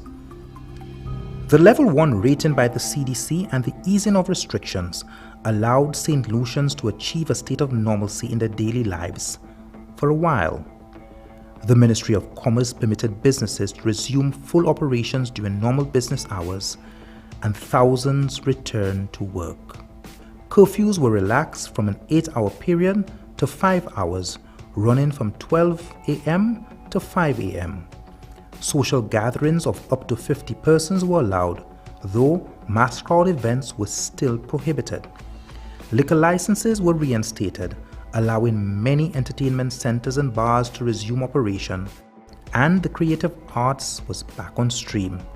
As proof of the effectiveness of the COVID-19 guidelines, St. Lucia attained 100% recovery by August 16, 2020.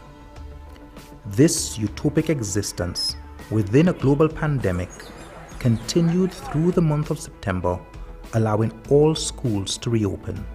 We had a smooth opening, and it's mostly because the parents were involved from the time we began preparing to come back to school. The government of St. Lucia implemented a COVID-19 Prevention and Control Bill in October 2020. It was designed to regulate the containment of the spread of the virus and maintain public order. And Mr. Speaker, job number one for us was to make sure that nobody died. That was an aspiration.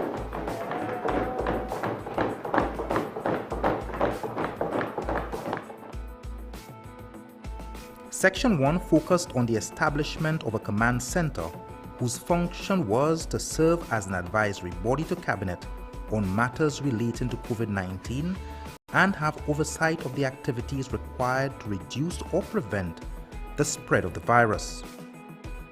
These activities included the suspension of liquor licenses, mass crowd events and assembly, and the implementation of curfews. Section 2 pertained to COVID-19 rules regulating the wearing of masks, physical distancing, temperature screening, and business operating hours.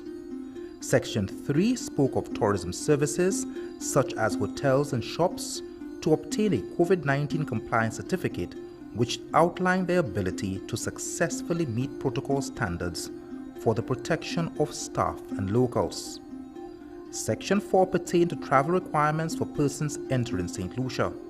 A negative COVID test 7 days or less before arrival was required, along with a mandatory quarantine period. It monitors the vitals of quarantined persons who may be at high risk for developing COVID-19 disease. Section 5 outlined measures for the electronic monitoring of persons contained at quarantine facilities or at home. Section 6 gave the Ministry of Health the ability to collect health information to provide the right type of care based on medical history. Section 7 empowered law enforcement to stop, detain and arrest persons who contravene the measures outlined in the bill. Throughout this pandemic, the St. Lucia Labour Party's negative approach and lack of support for the COVID-19 response and attempts to sabotage the nation for maximum political mileage has been well documented. Even before the first case of the virus in St. Lucia, the SLP began mobilizing its soldiers to commence confrontation with law enforcement using the fear of the virus as grounds for protest. This is insane. These are concerned citizens trying to educate persons, There are a group of persons here. I came in here and I'm inquiring as to what's happening. They're distributing flights. So I'm trying to ascertain who is the leader of the group. That's all. There's nothing.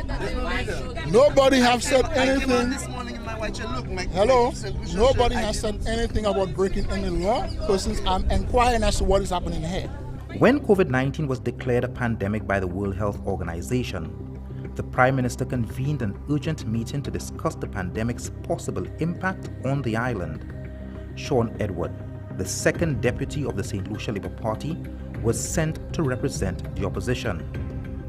he praised the government for their swift response and organized approach.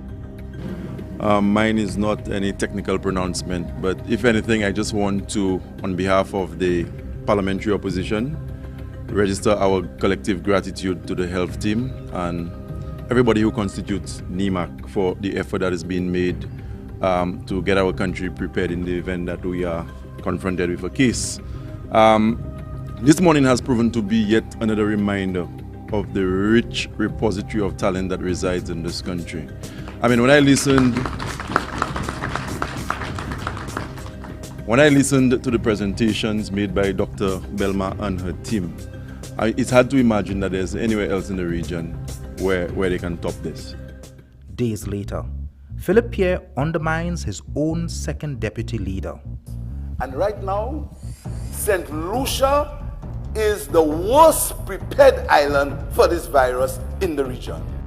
Philip Pierre misleads the nation and accuses the Prime Minister of being absent at an emergency CARICOM heads meeting.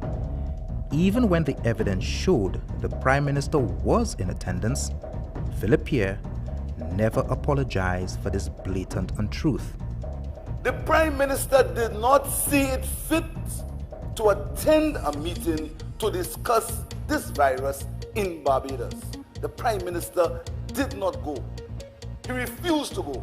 All of the Prime Ministers went, but our Prime Minister did not see it fit for him to get on an aircraft and go to Barbados to discuss what could be one of the most serious issues facing our island.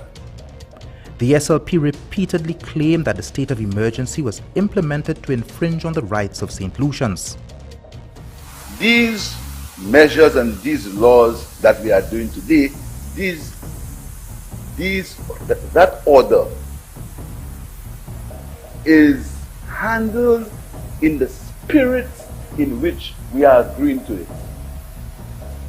We hope that it's not used for any motives, because we know, we know that is the best intentions in the world.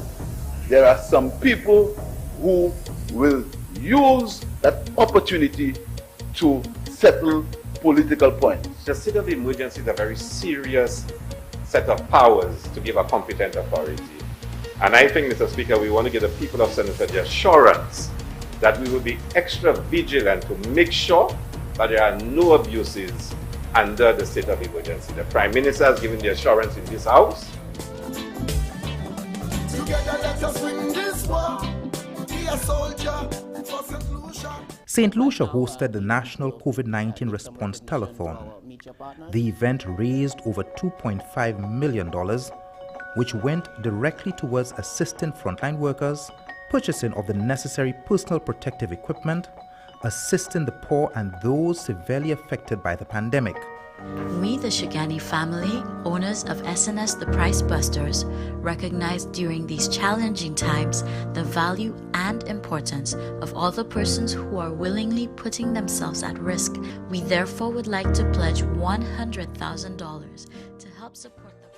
Several organizations extended the support to the event. Noticeably absent was the St. Lucia Labour Party. In their defense, Opposition leader Pierre stated that the absence was a result of them not being invited to lend support to the COVID-19 telethon.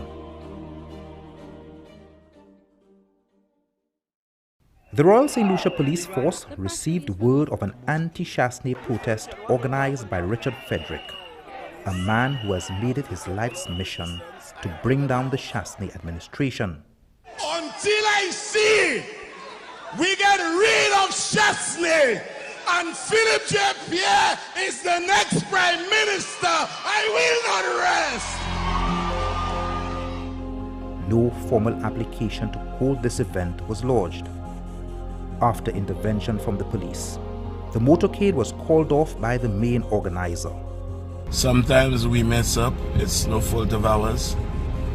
But I always try my utmost to operate within the perimeters of the law. However, the police were informed that the motorcade had left Castries and was headed down the west coast, despite non-approval at the behest of another individual. The police are telling us how to do it because they have to do their job. So they're telling us how we can do it in smart. All we have to do is just do our thing in smart. You see, I'm not speaking on the speaker there. Tell everybody what I'm telling you. Same speed, okay? Because basically, once you go out and we start making a big thing of it, then they're coming to arrest each of us, kind of a thing. But once we go in smart, This character was arrested on suspicion of leading an unlawful protest. Rather than condemn this unlawful act, the SLP called for his immediate release on grounds that his detainment reflected a deliberate attempt by the authorities to muzzle and intimidate a journalist. The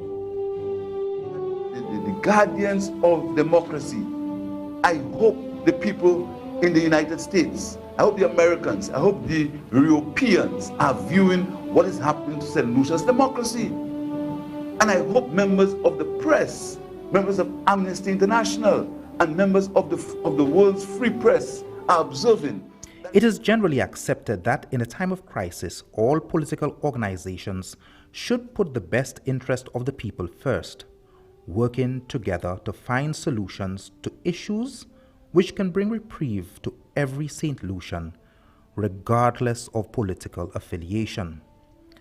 Though invited to all, the SLP only attended one meeting of the Economic Strategy Response Team, yet used airtime for political mileage during a crisis. I'm sure I'm one of the persons that Mr. Shari will be able to identify. And the fact that Mr. Shari has made this statement is put it in the public domain, it almost sounds threatening. And further, there's been rumors have been circulating throughout. And in St. Lucia, you know, there is no smoke without fire. Philip Pierre announced that as soon as the state of emergency comes to an end, the SLP will hold a massive protest rally. This despite the fact that the country was still battling a highly contagious virus. We'll be writing to the police to seek permission to hold a peaceful protest during the first week of October. We urge all St. Lucians to prepare to participate. The opposition worked tirelessly to prevent the passing of the COVID-19 Prevention and Control Bill. They walked out of the House during a critical debate on the bill, and further dialogue was halted due to their continued absence in both the upper and lower house. Yet, they were quick to shout draconian leadership, stating that the bill was passed without consultation. The SLP used this to stage a public march on October the 4th, inciting St. Lucians against the Chasney administration. I am in the thick of the crowd of the protests, moving towards the market steps, where persons will then reward the political leader and the rest of the SLP administration. Complacency mixed with the SLP protest was about to take St. Lucia from the best case scenario of 0 active cases in country to a mounting death toll.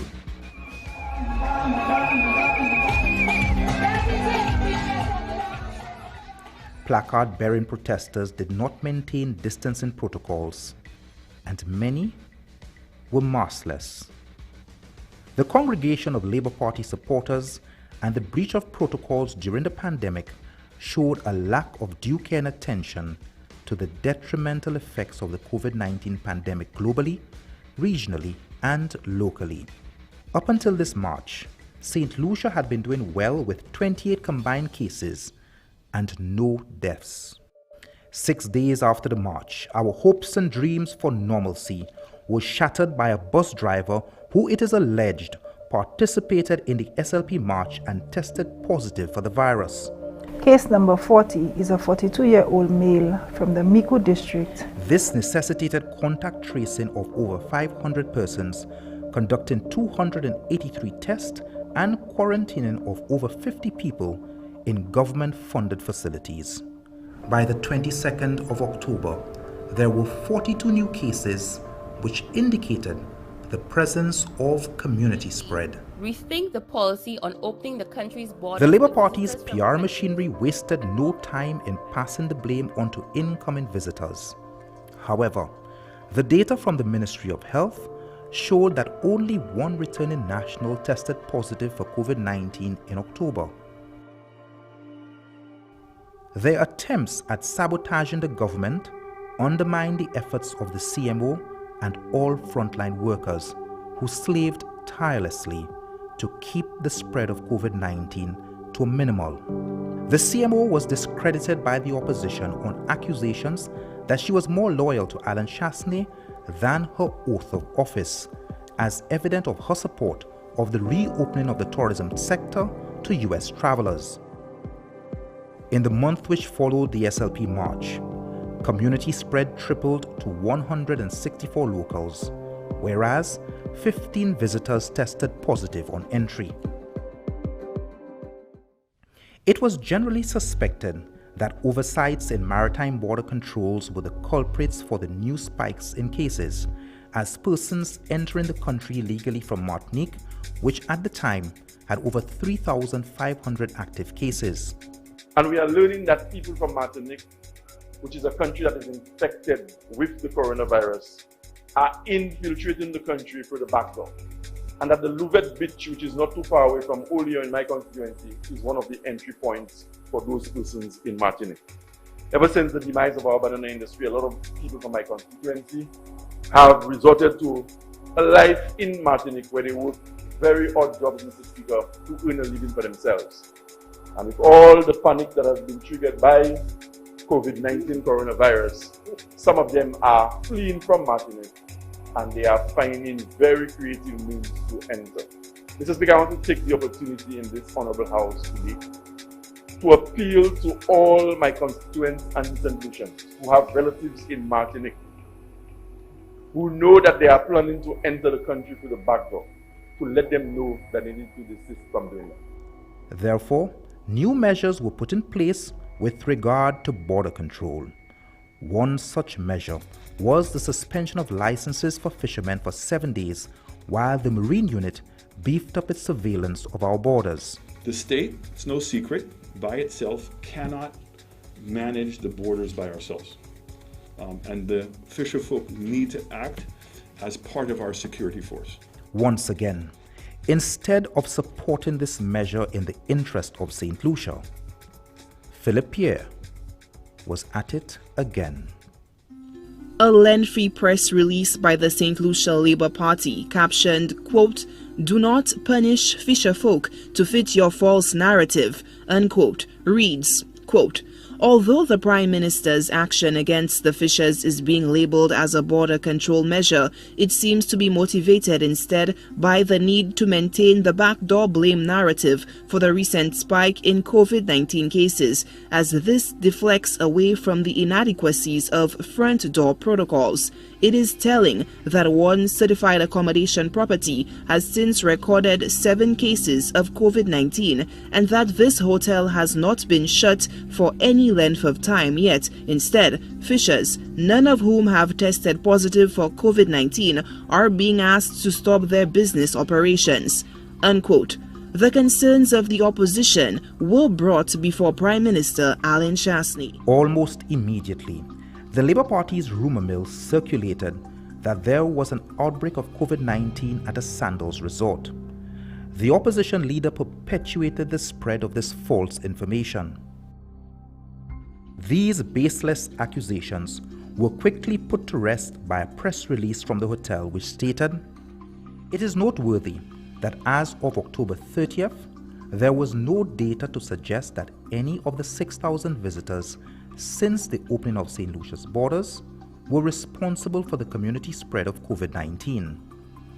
By October 16th, schools were closed. Then, the curfew was extended. Work from home was ordered and social gatherings were discouraged. In a last-ditch effort, the St. Lucia Chamber of Commerce mounted the Recover St. Lucia campaign to help rally citizens, companies and communities to accelerate recovery from the economic and health impacts of the COVID-19 pandemic. This initiative was driven by the need to apply innovative and adaptive responses to living and doing business in the new normal.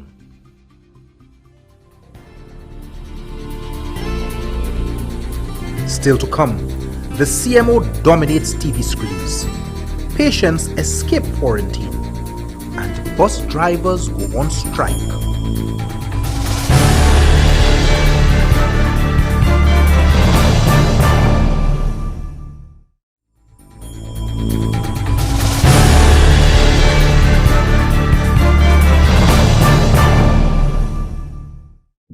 The coming of the second, more deadly wave of COVID-19 was long predicted. So I'm warning you, next week you may hear something new about COVID. Next week you may hear something about COVID because we held our match this afternoon. When they come sooner than later and say something about COVID, you will know that they are lying and they are not speaking the truth as usual, my brothers and sisters. Politicians downplayed it. The population naturally seemed eager to return to normalcy. But little did we know. Death, massive spikes in cases, and an economy in a comatose state would punctuate November. Today, Sunday, November 1st, 2020, the Ministry of Health received confirmation of 6 new cases. Today, Wednesday, November 4th, 2020, the Ministry of Health and Wellness received confirmation of 13 new cases of the Ministry of Health and Wellness received confirmation of 10 new cases of COVID-19. The Ministry of Health total number of cases today, Sunday, November 20th, now totals 140. Health and Wellness. On average, 6 people were diagnosed with COVID every day in that month, with a total of 179 cases and the first 2 related deaths. The spikes occurred while the government was in the final stages of rehabilitation of the Victoria Hospital into a full-fledged respiratory facility.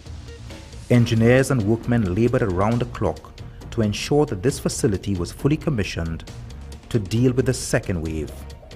Unfortunately, no number of preventive actions and investment in healthcare would slow the spread unless and until citizens made drastic behavioral changes. At the height of community spread, the police shut down 20 bars in Castries because they allowed patrons to socialize and consume alcohol on their premises. As the cases continued to rise, the Ministry of Health and Wellness introduced more stringent COVID-19 protocols to break the cycle of transmission. This included suspension of all social gatherings, businesses closing by 9 p.m. and bars by 4 p.m., combined with stay-at-home orders. 200 wardens were hired to aid the police with enforcement of COVID-19 protocols. Due to the alarming increase in cases, the Turning Point Rehabilitation Center was now being used as a temporary respiratory facility. To address the problem of food security brought on by the pandemic, the Department of Agriculture, in collaboration with the St. Lucia Marketing Board and the Taiwan Technical Mission, assisted farmers to ensure the consistent supply of produce for the country. Under this initiative, farmers were issued 6-month contracts during which they were required to sell at least $5,000 worth of produce to the marketing board in order to have their contracts renewed. Farmers were also provided with incentives such as fertilizer and ground cover. Fishers also benefited from a one-time grant of $500 from the government to reduce the impact faced by the fishing sector. That month, St. Lucia welcomed back Air Canada.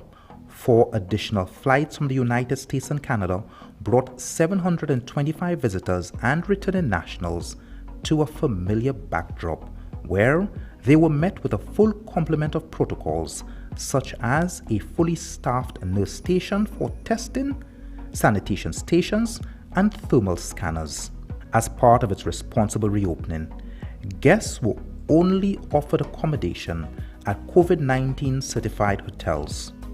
Hotels jumped at the opportunity to fill their rooms. Bay Gardens Resort offered travelers 15% off lodging and promised a safe, warm holiday, free from the stress of the ongoing pandemic. In November, The St. Lucia Medical and Dental Association beckoned for an extension in home quarantine for patients who tested positive and those who had been exposed. This, they believe, would be a relief valve for the overstressed respiratory facility. Our Chief Medical Officer, the rest of the officials at the Ministry of Health certainly are on board with the concept of telemedicine, that we certainly have to do more of that, if only to limit contact. A stringent list of requirements was put in place for home quarantine. Tracking devices were attached to the returnees, and a level of trust was offered to those applying. However, for many a home quarantine subject, the need to socialize overrode the need for public safety. And then came the problems. That those persons are going to be called in and spoken to, and if you're not keeping to your promise to stay home, then action will be taken against you. They have bans, and the numbers that they give us to contact them, we are trying our best to get through to them, and even sending out word that, should anybody come into contact with these persons, we are doing that individually, and we are not succeeding. It's getting to the point where, it's becoming very risky to just have these people out there. By December 2020, our neighbors were facing similar difficulties with COVID. In Jamaica, entire parishes had to be placed on lockdown. Coronavirus cases climbing in Jamaica. A COVID response worker and about 52 Alorca call center workers are among them. The permanent secretary in the health ministry is in quarantine and the building is being sanitized. St. Catherine under lockdown. The Prime Minister is pleading for people to stop movement. Tan at your yard. In Barbados, breaches in protocol caused alarming spikes in cases and the spread of the virus into the Barbados prison. The COVID-19 outbreak at Her Majesty's Prison Dodds will be brought under control within another 2 weeks. That's the view of Dr. Carl Ward, who is acting as a public health liaison officer at the St. Philip Penal Institution. During a press conference this afternoon, Dr. Ward revealed that of the 790 inmates at HMP Dodds, 240 of them, all males, along with 72 staff members, have so far tested positive for COVID-19. Trinidad's borders remain closed since March 2020, yet COVID figures continued to rise exponentially. Dominica, St. Vincent, and Grenada, though affected by the virus, were able to keep their numbers low. St. Lucia was a forerunner in COVID protocol implementation throughout the region, with nearly all countries subsequently implementing 24-hour curfews, restriction on the sale of alcohol, restriction in movement, work from home, and school closures. Amazingly, depending on the maturity of the opposition in some countries, these measures were either wholeheartedly adopted in the interest of the people or vehemently opposed for maximum political mileage. All countries within CARICOM implemented some stimulus package and borrowed millions from the IMF and World Bank to keep their economies afloat. Barbados, Grenada, Dominica, Jamaica, and St. Kitts all rolled out extensive stimulus packages with borrowed funds, as did St. Lucia. By December 2020, the electorate in the neighboring islands all spoke the same language with their index finger. In the midst of a pandemic, Jamaicans returned the JLP to power with a more resounding mandate. In St. Kitts and Nevis, Team Unity, headed by Dr. Timothy Harris, enjoyed a landslide victory, winning 9 of the 11 seats. Dr. Keith Rowley, the Prime Minister of Trinidad and Tobago, had been criticized and vilified by his political opponent over his handling of the COVID-19 pandemic and his stringent measures of containment. Their elections were held in the middle of the pandemic and community spread. Dr. Rowley and the PNM were re-elected to continue the management of that country during these unprecedented times. St. Vincent and the Grenadines also went to the polls. They held mass rallies, hardly anyone wore masks, and the administration was judged on its time in office and its handling of the greatest political campaign topic of our time, COVID. Vincentians once again ensured that the incumbent, the 5-star general, was returned to continue with the management of the country and the COVID pandemic. St. Lucia is perhaps the next CARICOM country to head to the polls. They say hindsight is 20/20. If only the last month in 2020 could have offered St. Lucians hindsight. It was a month with the thickest, most obvious writing on the wall. Yet thousands would go about their daily lives seemingly, uncaringly, albeit obviously ignoring the health hazards. By December 1st, the CDC had reissued a Level 3 COVID-19 alert for St. Lucia, discouraging non-essential travel to the island. To date, St. Lucia had recorded 138 recoveries with 119 active cases. And things were about to get much worse. Minibus drivers, led by the Southern Minibus Association, waged strike action on several routes to protest COVID-19 limits on passenger capacity. Drivers argued that the restrictions were causing substantial losses. Therefore, they demanded compensation from government. The president of the Minibus Association, Philip Jean-Baptiste, was fired by members for stating publicly that the strike was politically motivated. 3 questions became obvious. 1. Was the strike politically motivated? 2. Weren't minibus operators offered 100% duty waiver on new and used buses as a means of compensation for the impact which COVID was wreaking on their sector? And 3. Did minibus operators fully comprehend that packed buses could be a conduit for community transmission? December was also a peculiar month as the island recorded confidence from the international market, which signaled that despite the troubles in the world, tourists longed to be on our shores and returning nationals missed home. St. Lucia was named 2020 World's Leading Honeymoon Destination. It is an honor for St. Lucia to be named for a 12th time as the world's leading honeymoon destination.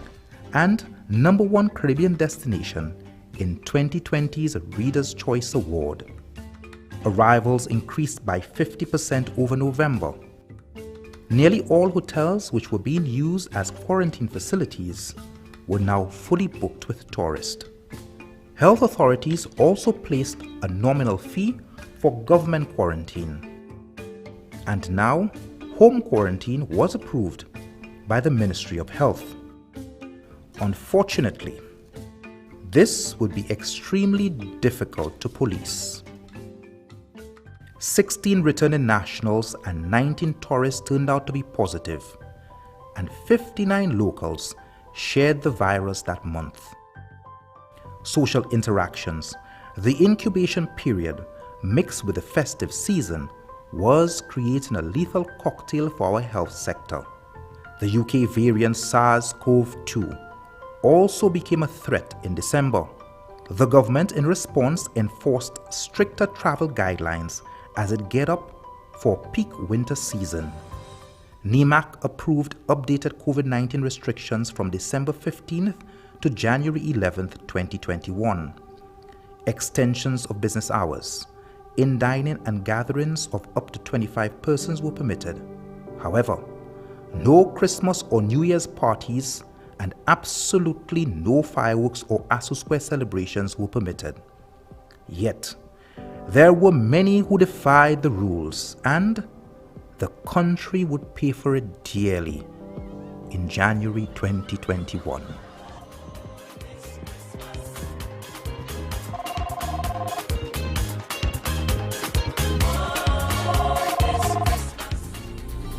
When we return, politics erodes common sense. The vaccine arrives, and Sarah Flood is outraged.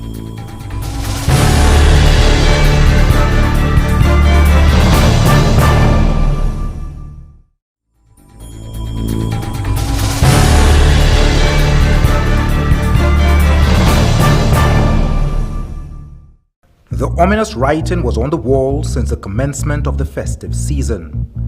Though relaxing some of the protocols due to a stabilization in the transmission rate, the CMO, police, and Prime Minister reminded citizens to curtail their interactions during the holidays. The CMO warned of the repercussions of non-adherence. The biggest problem we saw during December was not the change in the policies, because they were still restrictive. They still allowed very small groups. There are certain things that we stopped to reduce the crowding, like the fireworks, etc. We cancelled all staff parties and all activities. We stopped a lot of the social activities associated with the season.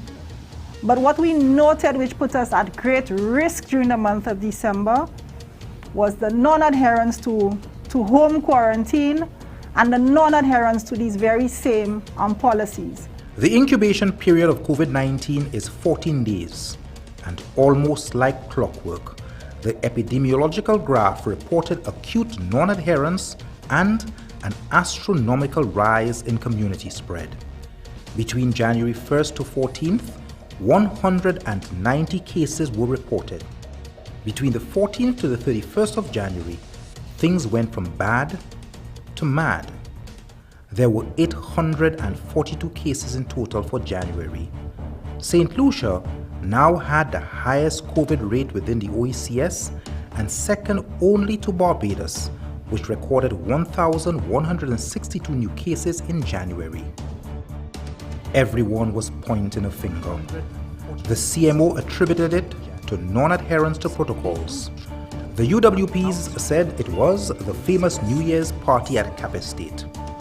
Others laid the blame on an open border and thousands of tourists, while a few mentioned that returning nationals were more interested in house to house than being in quarantine.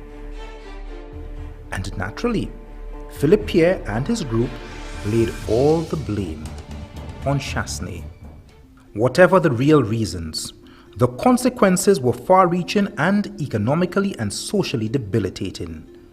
COVID was present in both primary and secondary schools, forcing an island-wide suspension.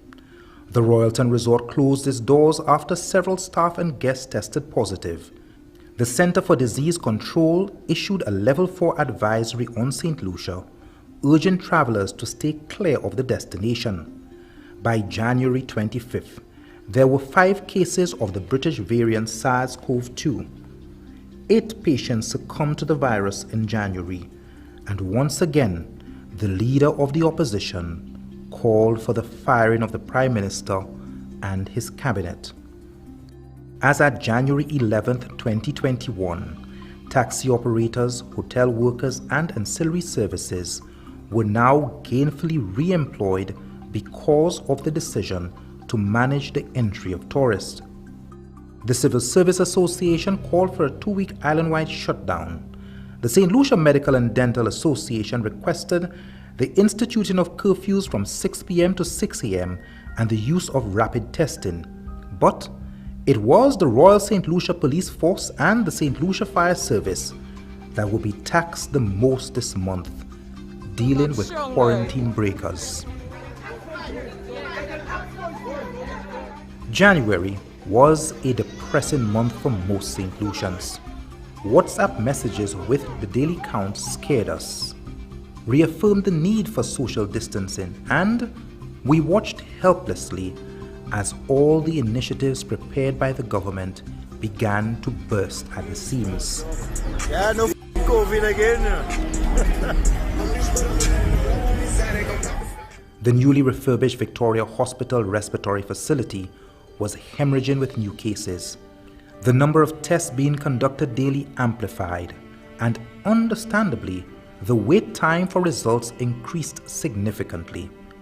The problems of exposure, non-diagnosis, non-isolation, and non-adherence to protocols made the next wave of stricter movement measures an easier pill to swallow. By January 22, 2021, the Prime Minister announced suspension on alcohol sales, curfews from 7 p.m. to 5 a.m., prohibition on all social gatherings, and closure of all schools. The opposition called these moves discriminatory. the restrictions on sale of alcohol is discriminatory to locals. Visitors can have access to alcohol and are free to socialize, whilst locals are denied even private purchases. The story of St. Lucia versus COVID is written by every St. Lucian. Let us examine our individual actions to see what part we played, whether we became infected or not. How did we contribute to the stupendous increase in cases? How often did we break the protocols, had friends over, took a chance and went to that party or social activity? Did we promote closing of the borders and forgot how many families depend on the tourism dollar? Did we go see that friend who was supposed to be in isolation? Or did we go to work with symptoms of the flu while denying the possibility of our exposure? Or were our demands on the central purse greater than our contribution to the consolidated fund? Were we mobilized into action by political motives rather than national interest? And did we believe talk show hosts before medical professionals during this pandemic? None of us is without blame, and it is our inherent and cultivated biases which will determine whether St. Lucia's infection rate soars or plummets. By February 17th, the infection rate had dropped by 50% globally. In February 2021, Alan Chasney offered some hope. In Barbados and Dominica, long lines of people waited for hours to be immunized. The prime ministers and opposition leaders in those countries welcomed the AstraZeneca vaccine and promoted it in the interest of their people. Vaccination trepidations were no different in St. Lucia. Alan Chasney led by example.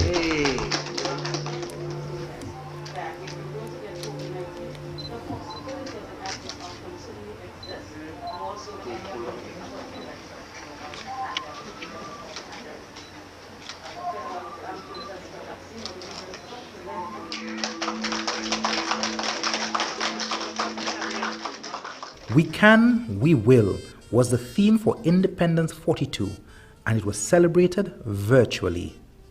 Novel, fresh, educational, nostalgic, and the Prime Minister's playlist made young and old gyrate. Wake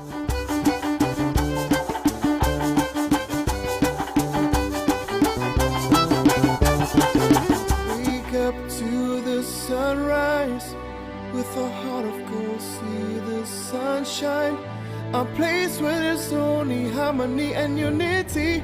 I know that it's the only place for me, yeah. Think happy, don't stress, don't rush, don't worry. Don't worry, cause I got music for your soul, music for your heart, music that clean and not slack. Let's elevate. Greetings to all St. Lucians in the diaspora, wherever you may be, and happy 42nd Independence Anniversary. It was a testament of a people who had a year to adapt to the new normal, a realization that central government did care about healthcare, the economy, infrastructure, community development, and Independence 42 was a time to celebrate it all, albeit virtually. But as soon as the festivities were over, the once quiet government MPs got on their feet in the House of Assembly to set the record straight. COVID descended upon us with 3 hospitals, our main institutions, in transition. And what did this government have to do? While keeping the spread of COVID down, what did we have to do? Work on all these 3 institutions to ensure that we were able to get them to a state where we could maintain, sustain the level of care whilst at the same time managing COVID. This is what the Minister of Health inherited. This is what the former administration left for the Minister of Health, and they have the gall to come here and say that she's performing so poorly. She has performed excellently and credibly. the circumstances. Every opposition wants to govern. Every action of the opposition is to show the incompetencies of a sitting government and to offer themselves as the saviors. If a country is progressing economically and socially, it is bad news for the opposition party. There is opposition in every crisis, and COVID is the blood in the water for circling sharks. It is in the SLP's best interest for the healthcare system to crash, for the number of cases to rise exponentially, for schools to remain closed, and for hotel workers to be on the breadline, thus increasing the likelihood of their ascension into office. This has certainly been the hardest office to manage. The Prime Minister of St. Lucia is but a servant of the people, who is advised by the technocrats and stakeholders in every sector. History will record his actions, which brought relief to thousands, his economic recovery and resilience programs, which are still being instituted, his formula of remaining steadfast to capital projects which were already in the pipeline to further spur economic development and employment. It is in this time of crisis that Alan Chastanet should be judged. And like nearly every other country in the region which went to the polls in 2020, St. Lucians are aware of the crisis facing the world. St. Lucians know the sequence of events and how their elected government navigated turbulent waters to manage this crisis. And this crisis is not over. Time, effective leadership, a caring government, and a progressive people will determine whether Helen can fight this infection and regain social, medical, and economic stability for her 180,000 children in the ongoing fight between St. Lucia versus COVID-19. The fool has never been told.